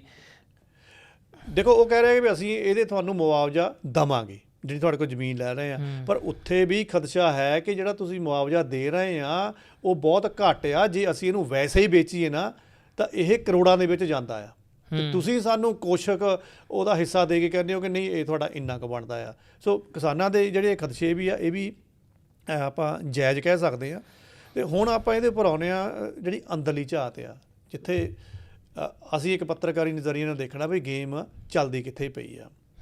ਦੇਖੋ ਪਹਿਲੀ ਗੱਲ ਤਾਂ ਇਹ ਹੈ ਕਿ ਤੁਸੀਂ ਕਹਿ ਰਹੇ ਹੋ ਕਿ ਅਸੀਂ ਪੰਜਾਬ ਦੇ ਸਖੇ ਹਾਂ, ਅਸੀਂ ਇੱਥੇ ਦੀ ਹੁਣ ਇੱਕ ਸਥਾਨਕ ਪਾਰਟੀ ਦੀ ਤਰ੍ਹਾਂ ਇੱਥੇ ਕੰਮ ਕਰ ਰਹੇ ਹਾਂ, ਜੋ ਅਸੀਂ ਤੁਹਾਡੇ ਲਈ ਸਕੀਮ ਲੈ ਕੇ ਆਏ ਹਾਂ ਬਹੁਤ ਵਧੀਆ ਆ, ਪਰ ਤੁਹਾਨੂੰ ਨਿਰਦੇਸ਼ ਤਾਂ ਤੁਹਾਡੇ ਦਿੱਲੀ ਵਾਲੇ ਬਾਬੀਆਂ ਨੇ ਕੀਤੇ ਆ। ਮਨੀਸ਼ ਸਿਸੋਦੀਆ ਅਤੇ ਸਤਿੰਦਰ ਜੈਨ ਨੇ ਨਿਰਦੇਸ਼ ਕੀਤੇ, MLA ਤੁਹਾਡੇ ਉਹ ਭਜਾ ਰਹੇ ਆ। ਉੱਧਰੋਂ MLA ਖੁਸ਼ ਨਹੀਂ ਹੈਗੇ, ਉਹ ਕਹਿੰਦੇ ਸਾਡਾ ਨਾ ਅਫਸਰ ਭਜਾਓ। ਅਫਸਰ ਐਡਾ ਰਿਸਕ ਨਹੀਂ ਲੈ ਨਹੀਂ ਸਕਦੇ ਕਿਉਂਕਿ ਅਫਸਰਸ ਨੂੰ ਪਤਾ ਹੁੰਦਾ ਕਿ ਸਰਕਾਰਾਂ ਦੇ ਕੀ ਤਾਂ ਆਉਂਦੇ ਜਾਂਦੇ ਰਹਿੰਦੇ ਆ, ਉਹਨਾਂ ਨੂੰ ਤਾਂ ਅਗਲੀ ਸਰਕਾਰ ਦਾ ਵੀ ਭਾਂਪੜਾ ਹੁੰਦਾ ਆ। ਅਤੇ ਇਸ ਵੇਲੇ ਜਿੱਦਾਂ ਦੀ ਸਥਿਤੀ ਆਮ ਆਦਮੀ ਪਾਰਟੀ ਦੀ, ਅਫਸਰਾਂ ਨੂੰ ਵੀ ਇਹ ਲੱਗਦਾ ਆ ਵੀ ਆਉਣ ਵਾਲਾ ਤਾਂ ਜਿਹੜਾ ਝੰਡਾ ਉਹ ਤਾਂ ਕਾਂਗਰਸ ਵੱਲ ਝੁਲਦਾ ਪਿਆ ਆ, ਵੀ ਅਸੀਂ ਲੋਕਾਂ 'ਚ ਜਾ ਕੇ ਪੰਜਾਬੀ 'ਚ ਕਹਿੰਦੇ ਨੇ ਵੀ ਮੁੰਡੀ ਕਿਉਂ ਕਟਵਾਉਣੀ ਹੈ। ਬਿਲਕੁਲ। ਸੋ ਉਹ ਇਹਨਾਂ ਦਾ ਕੰਬੀਨੇਸ਼ਨ ਬਣਨਾ ਨਹੀਂ, ਲੇਕਿਨ ਇਹਨਾਂ ਨੇ ਧੱਕੇ ਨੂੰ ਉੱਥੇ ਭੇਜ ਦੇਣਾ ਆ। ਹੁਣ ਜਿਹੜੇ ਆਮ ਆਦਮੀ ਪਾਰਟੀ ਦੇ ਆਪਣੇ ਮਿਨਿਸਟਰ ਆ ਉਹ ਇਹ ਕਹਿੰਦੇ ਆ ਜੀ ਸਾਨੂੰ ਸਹਿਮਤੀ ਪੱਤਰ ਬਹੁਤ ਮਿਲ ਗਏ ਆ। ਹੁਣ ਇੱਦਾਂ ਵੀ ਤਾਂ ਹੋ ਸਕਦਾ ਕਿ ਇਹ ਤੁਸੀਂ ਸਿਰਫ ਭੁਲੇਖਾ ਹੀ ਪਾ ਰਹੇ ਆ, ਤੁਸੀਂ ਕੁਛ MLA ਭਜਾਏ ਆ, ਉਹ ਜਦੋਂ MLA ਭਜਾਏ ਆ ਤਾਂ ਉਹਦੇ ਆਪਣੇ ਤਾਂ ਵੀ ਕੁਛ ਕੇਡਰ ਵਾਲੇ ਹੁੰਦੇ ਹੀ ਆ, ਉਹਨਾਂ ਦੇ ਪੰਚਾਇਤਾਂ ਤੋਂ ਗ੍ਰਾਮ ਪੰਚਾਇਤਾਂ ਤੋਂ ਲਿਖਾ ਲਿਆਊਗਾ ਹਾਂਜੀ ਸਾਨੂੰ ਅਸੀਂ ਵੀ ਸਹਿਮਤ ਹਾਂ, ਅਸੀਂ ਸਹਿਮਤ ਹਾਂ। ਤੁਸੀਂ ਕਹਿੰਦੇ ਸਾਨੂੰ 300-400 ਸਹਿਮਤੀ ਪੱਤਰ ਆ ਗਿਆ। ਤੁਸੀਂ ਸਹਿਮਤੀ ਪੱਤਰ ਦੀ ਤਾਂ ਗੱਲ ਕਰ ਰਹੇ ਹੋ, ਪਰ ਕਿੰਨੇ ਅਸਹਿਮਤੀ ਪੱਤਰ ਤੁਹਾਡੇ ਕੋਲ ਆਏ ਆ ਉਹ ਕਿੱਥੇ ਆ ਡਾਟਾ? ਉਹ ਤੁਸੀਂ ਦੇ ਨਹੀਂ ਰਹੇ। ਮਤਲਬ ਕਿ ਜਿਹੜਾ ਐਗਰੀ ਵਰਸਸ ਡਿਸਐਗਰੀ ਦੀ ਰੇਸ਼ੋ ਆ, ਤੁਸੀਂ ਇਹ ਤਾਂ ਦੱਸਤਾ ਕਿ ਹਾਂਜੀ ਇੰਨੇ ਐਗਰੀ ਆ ਗਿਆ, ਡਿਸਐਗਰੀ ਦੀ ਰੇਸ਼ੋ ਕਿੱਥੇ ਆ? ਔਰ ਉਹ ਖਦਸ਼ਾ ਇਹ ਹੈ ਕਿ ਉਹ ਅਸਲ ਜਿਹੜਾ ਅੰਕੜਾ ਨਾ ਉਹ ਬਹੁਤ ਜ਼ਿਆਦਾ ਜਿਹਨੂੰ ਤੁਸੀਂ ਜਾਣ ਬੁੱਝ ਕੇ ਲੁਕੋ ਰਹੇ ਆ। ਸੋ ਕਹਾਣੀ ਹੁਣ ਇੱਥੇ ਆ ਕੇ ਵੀ ਪਤਾ ਫਸੀ ਹੋਈ ਆ। ਸੋ ਸੋਧਾਂ ਦੇ ਨਾਂ 'ਤੇ ਕਹਿ ਲਓ ਵੀ ਲੋਲੀਪੌਪ ਤਾਂ ਦਿੱਤਾ ਜਾ ਰਿਹਾ, ਲੇਕਿਨ ਧਿਰਾਂ ਹਜੇ ਨਾ ਖੁਸ਼ ਆ, ਅਤੇ ਧਿਰਾਂ ਇਹ ਵੀ ਸੋਚ ਰਹੀਆਂ ਵੀ ਸ਼ਾਇਦ ਜਿਹੜਾ ਸਰਕਾਰ ਨੇ ਕਿਹਾ ਸੀ ਨਾ ਵੀ ਅਸੀਂ ਇਸਤਿਆਂ ਦੇ ਲਈ 1100 ਰੁਪਏ ਪੈਨਸ਼ਨ ਸਕੀਮ ਵਗੈਰਾ ਜੇ ਉਹ ਕਰਨਾ ਆ, ਹੁਣ ਰਹਿ ਗਏ ਸਾਡੇ ਕੋਲ ਪੌਣੇ 2 ਸਾਲ ਸੂਬਾ ਸਰਕਾਰ ਕੋਲ। ਛਵੀ ਪਹਿਲਾਂ ਹੀ ਵਿਗੜੀ ਪਈ ਆ, ਅਸਤੀਫੇ ਤੁਹਾਡੇ ਅੰਦਰੋਂ ਆ ਰਹੇ ਆ, ਸ਼ਾਮ ਨੂੰ ਅਸਤੀਫਾ ਦਿੰਦੇ ਆ, ਸਵੇਰ ਨੂੰ ਤੁਸੀਂ ਅਸਤੀਫਾ ਵਾਪਸ ਵੀ ਕਰਵਾ ਲੈਂਦੇ ਹੋ। ਪਤਾ ਲੱਗਦਾ ਕਿ ਉਹ ਸ਼ਾਮ ਨੂੰ ਹੀ ਤਾਂ ਉਹ ਤੁਹਾਡਾ ਐਮਐਲਏ ਦਿੱਲੀ ਦਰਬਾਰ ਮੱਥਾ ਟੇਕਣ ਗਿਆ ਸੀਗਾ। ਤੇ ਉਸ ਮੀਟਿੰਗ ਤੋਂ ਬਾਅਦ ਫਿਰ ਅਸਤੀਫਾ ਹੁੰਦਾ ਆ, ਉਹਨਾਂ ਨਾਲ ਗੱਲਬਾਤ ਫਿਰ ਫੋਨ ਤੇ ਹੁੰਦੀ ਆ, ਉਹ ਕਹਿੰਦੇ ਵਾਪਸ ਲੈ ਲਓ। ਮਤਲਬ ਕਿ ਤੁਹਾਡੇ ਤਾਂ ਇਹ ਨਹੀਂ ਪਤਾ ਲੱਗ ਰਿਹਾ ਵੀ ਆਉਣ ਵਾਲੇ ਸਮੇਂ ਦੇ ਵਿੱਚ ਕਿਹਨਾਂ ਨੇ ਤੁਹਾਡੇ ਨਾਲ ਰਹਿਣਾ ਤੇ ਕਿਹਨਾਂ ਨੇ ਕਿਹੜੀ ਪਾਰਟੀ 'ਚ ਚਲੇ ਜਾਣਾ ਆ। ਖਦਸ਼ਾ ਹੁਣ ਇਹੀ ਆ ਕਿ ਸਰਕਾਰ ਹਿੰਗ ਨਾਲ ਲੱਗੇ ਫਟਕੜੀ ਰੰਗ ਚੋਖਾ ਵਾਲੀ ਗੱਲ ਕਿ ਕਿਸੇ ਨਾ ਕਿਸੇ ਤਰ੍ਹਾਂ ਪੈਸਾ ਬਣਾ ਰਹੀ ਆ ਵੀ ਸ਼ਾਇਦ ਇਹ ਅਗਲੀਆਂ ਚੋਣਾਂ ਤੋਂ ਪਹਿਲਾਂ ਇਹ ਅਨਾਉਂਸ ਕਰ ਦੇਣ ਕਿ ਲਓ ਜੀ ਅਸੀਂ 1100 ਰੁਪਏ ਤੁਹਾਨੂੰ ਓਕੇ ਕਰਤਾ, ਅੱਜ ਤੋਂ ਬਾਅਦ ਮਿਲਿਆ ਕਰੂਗਾ। ਤੇ ਪਰ ਜੇ ਬਿਲਕੁਲ ਖਦਸ਼ਿਆਂ ਦੇ ਵਿੱਚ ਜਾਈਏ ਤਾਂ ਕਿਸਾਨ ਮੇਰੇ ਖਿਆਲ ਪੰਜਾਬ ਦਾ ਇਹ ਨਾਲ ਸੰਤੁਸ਼ਟ ਨਹੀਂ ਹੈਗਾ, ਐਗਰੀ ਨਹੀਂ ਹੈਗਾ। ਇਹ ਮਸਲਾ ਮੈਨੂੰ ਲੱਗਦਾ ਗਲੇ ਦੀ ਹੱਡੀ ਬਣਨਾ। ਤੇ ਇੱਕ ਚੀਜ਼ ਮੈਂ ਤੁਹਾਨੂੰ ਹੋਰ ਇਹਦੇ ਵਿੱਚ ਪਾ ਦੇਵਾਂ। ਇੱਕ ਤਾਂ ਹੁੰਦਾ ਨਾ ਵੀ ਗੱਲਬਾਤ ਚੱਲ ਰਹੀ ਆ, ਕੋਈ ਸਮਝਾ ਰਿਹਾ, ਕੋਈ ਨਹੀਂ ਸਮਝਾ ਰਿਹਾ, ਕੋਈ ਵਿਰੋਧ 'ਚ ਆ ਗਿਆ, ਕੋਈ ਹੱਕ ਦੇ ਵਿੱਚ ਆ ਗਿਆ। ਜਦੋਂ ਇੱਕ ਨਾ ਕਹਿ ਲਓ ਵੀ ਹਊਆ ਜਿਹਾ ਇੱਦਾਂ ਹਿਊਮਰ ਫੈਲਾ ਦਿੱਤਾ ਜਾਵੇ ਕਿ ਉਹ ਤੁਹਾਡੀਆਂ ਜ਼ਮੀਨਾਂ ਗਈਆਂ ਹੋਏ, ਉਹ ਪੰਜਾਬ ਵਾਲੇ ਤੁਹਾਡੀਆਂ ਜ਼ਮੀਨਾਂ ਚੱਕ ਕੇ ਲੈ ਗਏ ਹੋਏ, ਉੱਥੇ ਫਿਰ ਨਹੀਂ ਦੇਖਿਆ ਜਾਂਦਾ ਵੀ ਹੁਣ ਕੋਈ ਹੱਕ 'ਚ ਕੌਣ ਸੀਗਾ ਜਾਂ ਕੀ ਸੀ। ਇਹ ਨਹੀਂ ਸਮਝ ਜਾਂਦਾ ਵੀ ਸਕੀਮ ਕਿਹੋ ਜਿਹੀ ਆ। ਬਸ ਇੱਕ ਫਲੂਹਾ ਦਿਮਾਗ 'ਚ ਲੱਗ ਗਿਆ, ਉਹ ਗਈਆਂ ਜ਼ਮੀਨਾਂ। ਇਹਦਾ ਮਤਲਬ ਪੰਜਾਬ ਦੀ ਤਾਂ ਤਵੀਤ ਇਹ ਰਹੀ ਆ, ਜਦੋਂ ਇੱਦਾਂ ਦਾ ਕਿਤੇ ਫਲੂਹਾ ਉੱਠ ਗਿਆ ਦਿਮਾਗਾਂ 'ਚ ਵੜ ਗਿਆ, ਇਹਦਾ ਮਤਲਬ ਉਹ ਸਰਕਾਰ ਹਿੱਲ ਗਈ, ਉਹ ਖਤਮ ਆ। ਸੋ ਇਹ ਜਿਹੜਾ ਸੂਬਾ ਸਰਕਾਰ ਹੈ ਇਹਨੂੰ ਬੜਾ ਧਿਆਨ ਨਾਲ ਦੇਖਣਾ ਪੈਣਾ। ਜੇ ਲੋਕਾਂ ਦੇ ਵਿੱਚ ਇਹ ਗੱਲ ਘਰ ਕਰ ਗਈ ਨਾ ਵੀ ਸਾਡੀਆਂ ਜ਼ਮੀਨਾਂ ਗਈਆਂ, ਸਾਨੂੰ ਇਹ ਖਤਮ ਕਰਨ ਲੱਗੇ ਆ, ਇਹ ਵੀ ਗਏ। ਬਿਲਕੁਲ, ਮੈਨੂੰ ਵੀ ਐਂ ਲੱਗਦਾ ਕਿ ਕਿਉਂਕਿ ਜਿਹੜਾ ਅਕਾਲੀ ਦਲ ਦਾ ਵੀ ਨਾਲ ਜੁੜਨਾ ਇਹੀ ਦਿਖਾਉਂਦਾ ਆ ਕਿ ਵੀ ਉਹ ਇਸ ਜੋ ਇਹ ਗੱਲ ਜਿਹੜੀ ਤੁਸੀਂ ਦੱਸੀ ਹੈ ਕਿ ਵੀ ਇੱਕਦਮ ਫੈਲਾਉਣ ਦੀ ਕਿ ਵੀ ਹਾਂ ਵੀ ਜ਼ਮੀਨਾਂ ਜਾਣਗੀਆਂ, ਇਹ ਸਰਕਾਰ ਤੁਹਾਡੀ ਜ਼ਮੀਨਾਂ 'ਤੇ ਕਬਜ਼ਾ ਕਰਨ ਲੱਗੀ ਆ। ਇੱਕ ਵੈਸੇ ਵੀ ਭਾਜੀ ਇਹ ਪੁਰਾਣੀਆਂ ਟਾਈਮਾਂ ਤੋਂ ਇਹੀ ਚੱਲਦਾ ਆ ਰਿਹਾ ਹੈ ਵੀ ਆਪਣੇ ਚਾਹੇ ਉਹ ਫਿਲਮਾਂ ਦੇ ਵਿੱਚ ਹੋਵੇ ਜਾਂ ਕਿਤੇ ਵੀ ਹੋਵੇ ਕਿ ਜ਼ਮੀਨ ਦੇ ਰੌਲੇ ਮਤਲਬ ਇੱਦਾਂ ਹੀ ਰਹੇ ਕਿ ਜ਼ਮੀਨ ਦੇ ਪਿੱਛੇ ਹਮੇਸ਼ਾ ਆਪਾਂ ਲੜਦੇ ਰਹੇ ਹਾਂ, ਜ਼ਮੀਨ ਨਹੀਂ ਦੇਣੀ, ਜ਼ਮੀਨ ਗਹਿਣੇ ਪਈ ਆ ਉਹ ਛੁਡਾਉਣੀ ਆ। ਇਹੋ ਜਿਹੀਆਂ ਚੀਜ਼ਾਂ ਤਾਂ ਆਪਣੇ ਵੈਸੇ ਆਲਰੇਡੀ ਦਿਮਾਗ ਦੇ ਵਿੱਚ ਇਹ ਚੀਜ਼ ਉਗੜ ਰਹੀ ਹੈ ਪੰਜਾਬ ਦੀ ਫਿਜ਼ਾ ਦੇ ਵਿੱਚ। ਜ਼ਮੀਨਾਂ ਬਚਾ ਲਓ, ਜ਼ਮੀਨ ਤੁਹਾਡੀ ਗਈ ਉਹ ਫਿਰ ਨਾਲ ਉਗੜ ਗਈ ਨਾ ਗੱਲ, ਫਿਰ ਨਹੀਂ ਦੇਖਣਾ ਕਿ ਸਹੀ ਸੀ ਗਲਤ ਸੀਗੀ। ਇਹ ਭਾਈ ਸੇਮ ਚੀਜ਼ ਹੈ ਵੀ ਜਿਹੜੇ ਕਾਨੂੰਨ ਬੁੱਲੇ ਗਏ ਸੀਗੇ ਵੀ ਸਾਡੇ ਲਈ ਆਏ ਆ, ਜਦੋਂ ਧਰਨੇ ਲਾਏ ਗਏ ਨੇ, ਉਹ ਲੋਕ ਮੈਨੂੰ ਲੱਗਦਾ ਤੁਸੀਂ ਜਦੋਂ ਦੇਖੋਗੇ ਉਹਨਾਂ ਟਾਈਮਾਂ ਦੇ ਵਿੱਚ ਇੰਟਰਵਿਊਜ਼ ਹੋਣਗੀਆਂ, ਕਈਆਂ ਨੂੰ ਤਾਂ ਪਤਾ ਹੀ ਨਹੀਂ ਸੀਗਾ, ਬਸ ਉਹਨਾਂ ਨੂੰ ਇੰਨਾ ਪਤਾ ਸੀ ਕਾਲੇ ਕਾਨੂੰਨ ਆਏ ਆ। ਬਿਲਕੁਲ, ਉਹਨਾਂ ਨੂੰ ਕਾਨੂੰਨ ਪਤਾ ਵੀ ਨਹੀਂ ਐਗਜ਼ੈਕਟ ਕੀ ਹੈ ਕਿ ਵੀ ਕੀ ਉਹ ਕਰ ਰਹੇ ਨੇ, ਕੀ ਚਾਹ ਰਹੇ ਆ ਤੁਹਾਡੀ ਜ਼ਮੀਨ ਦੇ ਨਾਲ ਕਰਨਾ, ਵੀ ਉਹ ਕੀ ਕਹਿ ਰਹੇ ਨੇ, ਉਹਨਾਂ ਤੁਹਾਨੂੰ ਕੋਈ ਮਤਲਬ ਹੀ ਨਹੀਂ। ਬਹੁਤ ਲੋਕਾਂ ਨੂੰ ਜਾ ਕੇ ਉੱਥੇ ਪੁੱਛਿਆ ਜਾਂਦਾ ਸੀ ਵੀ ਤੁਸੀਂ ਇੱਥੇ ਧਰਨਾ ਦੇਣ ਆਏ ਹੋ ਕਾਹਦੇ ਲਈ? ਕਾਲੇ ਕਾਨੂੰਨਾਂ ਦੇ ਕਰਕੇ। ਕਾਲੇ ਕਾਨੂੰਨ ਹੈ ਕੀ ਆ, ਕਿਸੇ ਨੂੰ ਕੁਛ ਵੀ ਨਹੀਂ ਪਤਾ। ਬਸ ਉਹ ਲੈਕਚਰ ਦਿੰਦੇ ਆ, ਉਹ ਲੈਕਚਰ ਸੁਣ ਲਏ ਉਹਨਾਂ ਨੇ, ਉਹ ਲੈਕਚਰਾਂ ਤੋਂ ਬਾਅਦ ਫਿਰ ਇੱਥੇ ਆ। ਤਾਂ ਇਹ ਪਹਿਲਾਂ ਹਿਲਾਇਆ ਸਾਰਾ ਕੁਛ ਤੇ ਉੱਥੇ ਪਹੁੰਚੇ ਹੋਏ ਆ। ਬਾਕੀ ਇਹਦਾ ਚਲੋ ਮੈਂ ਬਾਰ-ਬਾਰ ਵਿੱਚ ਸ਼ਬਦ ਆਉਂਦਾ ਕਿ ਵੀ ਫਿਲਮਾਂ ਦੇ ਕਰਕੇ ਮੈਂ ਤੁਹਾਡੇ ਨਾਲ ਇੱਕ ਹੋਰ ਫਿਲਮਾਂ ਦੇ ਪੰਜਾਬੀ ਫਿਲਮ ਇੰਡਸਟਰੀ ਦੇ ਜਿਹੜੇ ਕਾਫੀ ਜ਼ਿਆਦਾ ਮਤਲਬ ਫੇਮਸ ਹੋਏ ਸਾਡੇ ਸਟਾਰ ਐਮੀ ਵਿਰਕ, ਜਿਹੜੀ ਹੁਣ ਲੇਟੈਸਟ ਮੂਵੀ ਵੀ ਆਈ ਉਹਨਾਂ ਦੀ, ਉਹਦੇ ਬਾਰੇ ਵੀ ਬੜੇ ਉਤਰਾਵ ਚੜਾਵ ਰਿਵਿਊ ਰਹੇ ਨੇ। ਤੇ ਹੁਣ ਇੱਕ ਹੋਰ ਉਹਨਾਂ ਦੇ ਬਾਰੇ ਇੱਕ ਮੈਂ ਨਿਊਜ਼ ਪੜ੍ਹੀ ਕਿ ਕਿਹਾ ਜਾ ਰਿਹਾ ਕਿ ਵੀ ਹੁਣ ਉਹਨਾਂ ਨੂੰ ਕੁਛ ਰਾਹਤ ਮਿਲ ਰਹੀ ਹੈ ਕੋਰਟ ਤੋਂ ਰਾਹਤ। ਕਿਸ ਮੁੱਦੇ ਦੇ ਉੱਤੇ ਭਾਜੀ ਉਹਨਾਂ ਨੂੰ ਰਾਹਤ ਮਿਲੀ ਹੈ? ਦੇਖੋ ਲਓ ਜੀ, ਪੰਜਾਬੀ ਇੰਡਸਟਰੀ ਜੇ ਆਪਾਂ ਦੀ ਥੋੜ੍ਹੀ ਫਿਜ਼ਾ ਦੀ ਗੱਲ ਕਰੀ ਨਾ, ਅੱਜ ਕੱਲ੍ਹ ਕਈ ਇਹ ਵੀ ਕਹਿ ਰਿਹਾ ਵੀ ਜਿਹੜੀ ਪੰਜਾਬੀ ਇੰਡਸਟਰੀ ਹੈ ਨਾ, ਇਹ ਜਿਹੜੀ ਹਿੰਦੀ ਦੀ ਆਪਣੀ ਬਾਲੀਵੁੱਡ ਇੰਡਸਟਰੀ ਦੇ ਕਹਿੰਦੇ ਕਿ ਕਲੋਜ਼ ਹੀ ਜਾਣ ਲੱਗ ਪਈ ਆ ਵੀ। ਹਾਂਜੀ, ਹੈ ਗੱਲਬਾਤ ਜੀ ਬਣਦੀ ਜਾ ਰਹੀ ਆ। ਚਲੋ ਚੰਗੀ ਗੱਲ ਹੈ, ਗੱਲਬਾਤ ਬਣਦੀ ਜਾ ਰਹੀ ਆ। ਹੁਣ ਜੇ ਆਪਾਂ ਐਮੀ ਵਿਰਕ ਨੂੰ ਕਹਿੰਦੇ ਵੀ ਤੁਸੀਂ ਕਹਿੰਦੇ ਵੀ ਰਾਹਤ ਮਿਲੀ ਆ, ਵੀ ਇਹਦੇ ਵਿੱਚ ਕਿਆ ਤਾਣਾ ਬਾਣਾ ਸੀਗਾ।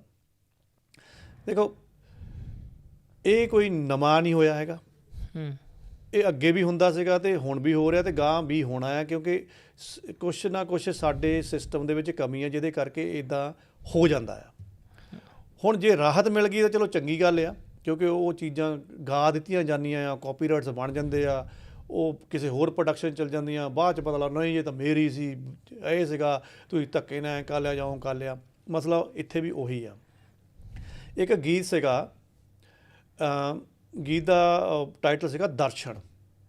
ਸ਼ਾਇਦ ਇਹ ਕਹਿ ਲਓ ਕੋਈ ਸੁਖੀ ਨਾਂ ਦਾ ਕੋਈ ਸੀਗਾ ਗੀਤਕਾਰ ਹੋਣਾ ਆ, ਜਿਹਨੇ ਮਤਲਬ ਕਿ ਸ਼ੁਰੂਆਤ ਦੇ ਵਿੱਚ ਇਹ ਰਚਨਾ ਕਿਸੇ ਨੂੰ ਦਿੱਤੀ ਸੀਗੀ।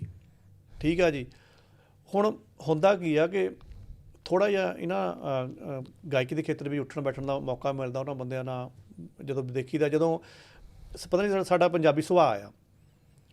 ਮੰਨ ਲਓ ਕੋਈ ਤਕੜਾ ਗਾਇਕ ਆ ਗਿਆ, ਤੁਸੀਂ ਗੀਤਕਾਰ ਆ, ਠੀਕ ਹੈ ਜੀ, ਤੁਹਾਨੂੰ ਹੁੰਦਾ ਵੀ ਯਾਰ ਗਾ ਦੇਵੇ, ਲੈ ਲਾ ਜੋ ਲੈਣਾ ਆ। ਅਸੀਂ ਉਦੋਂ ਆਪਣਾ ਸਾਰਾ ਚਿੱਠਾ ਖੋਲ ਕੇ ਐ ਟੇਬਲ ਤੇ ਰੱਖ ਦਿੰਦੇ, ਨਾਲ ਉਧਰ ਗਲਾਸੀ ਵੀ ਚੱਲਣ ਡਈ ਹੁੰਦੀ ਕਈ ਵਾਰ ਸੁੱਖ ਨਾਲ, ਤੇ ਉਹ ਗਲਾਸੀ ਦਾ ਵੀ ਥੋੜਾ ਸਰੂਰ ਹੋ ਜਾਂਦਾ ਆ।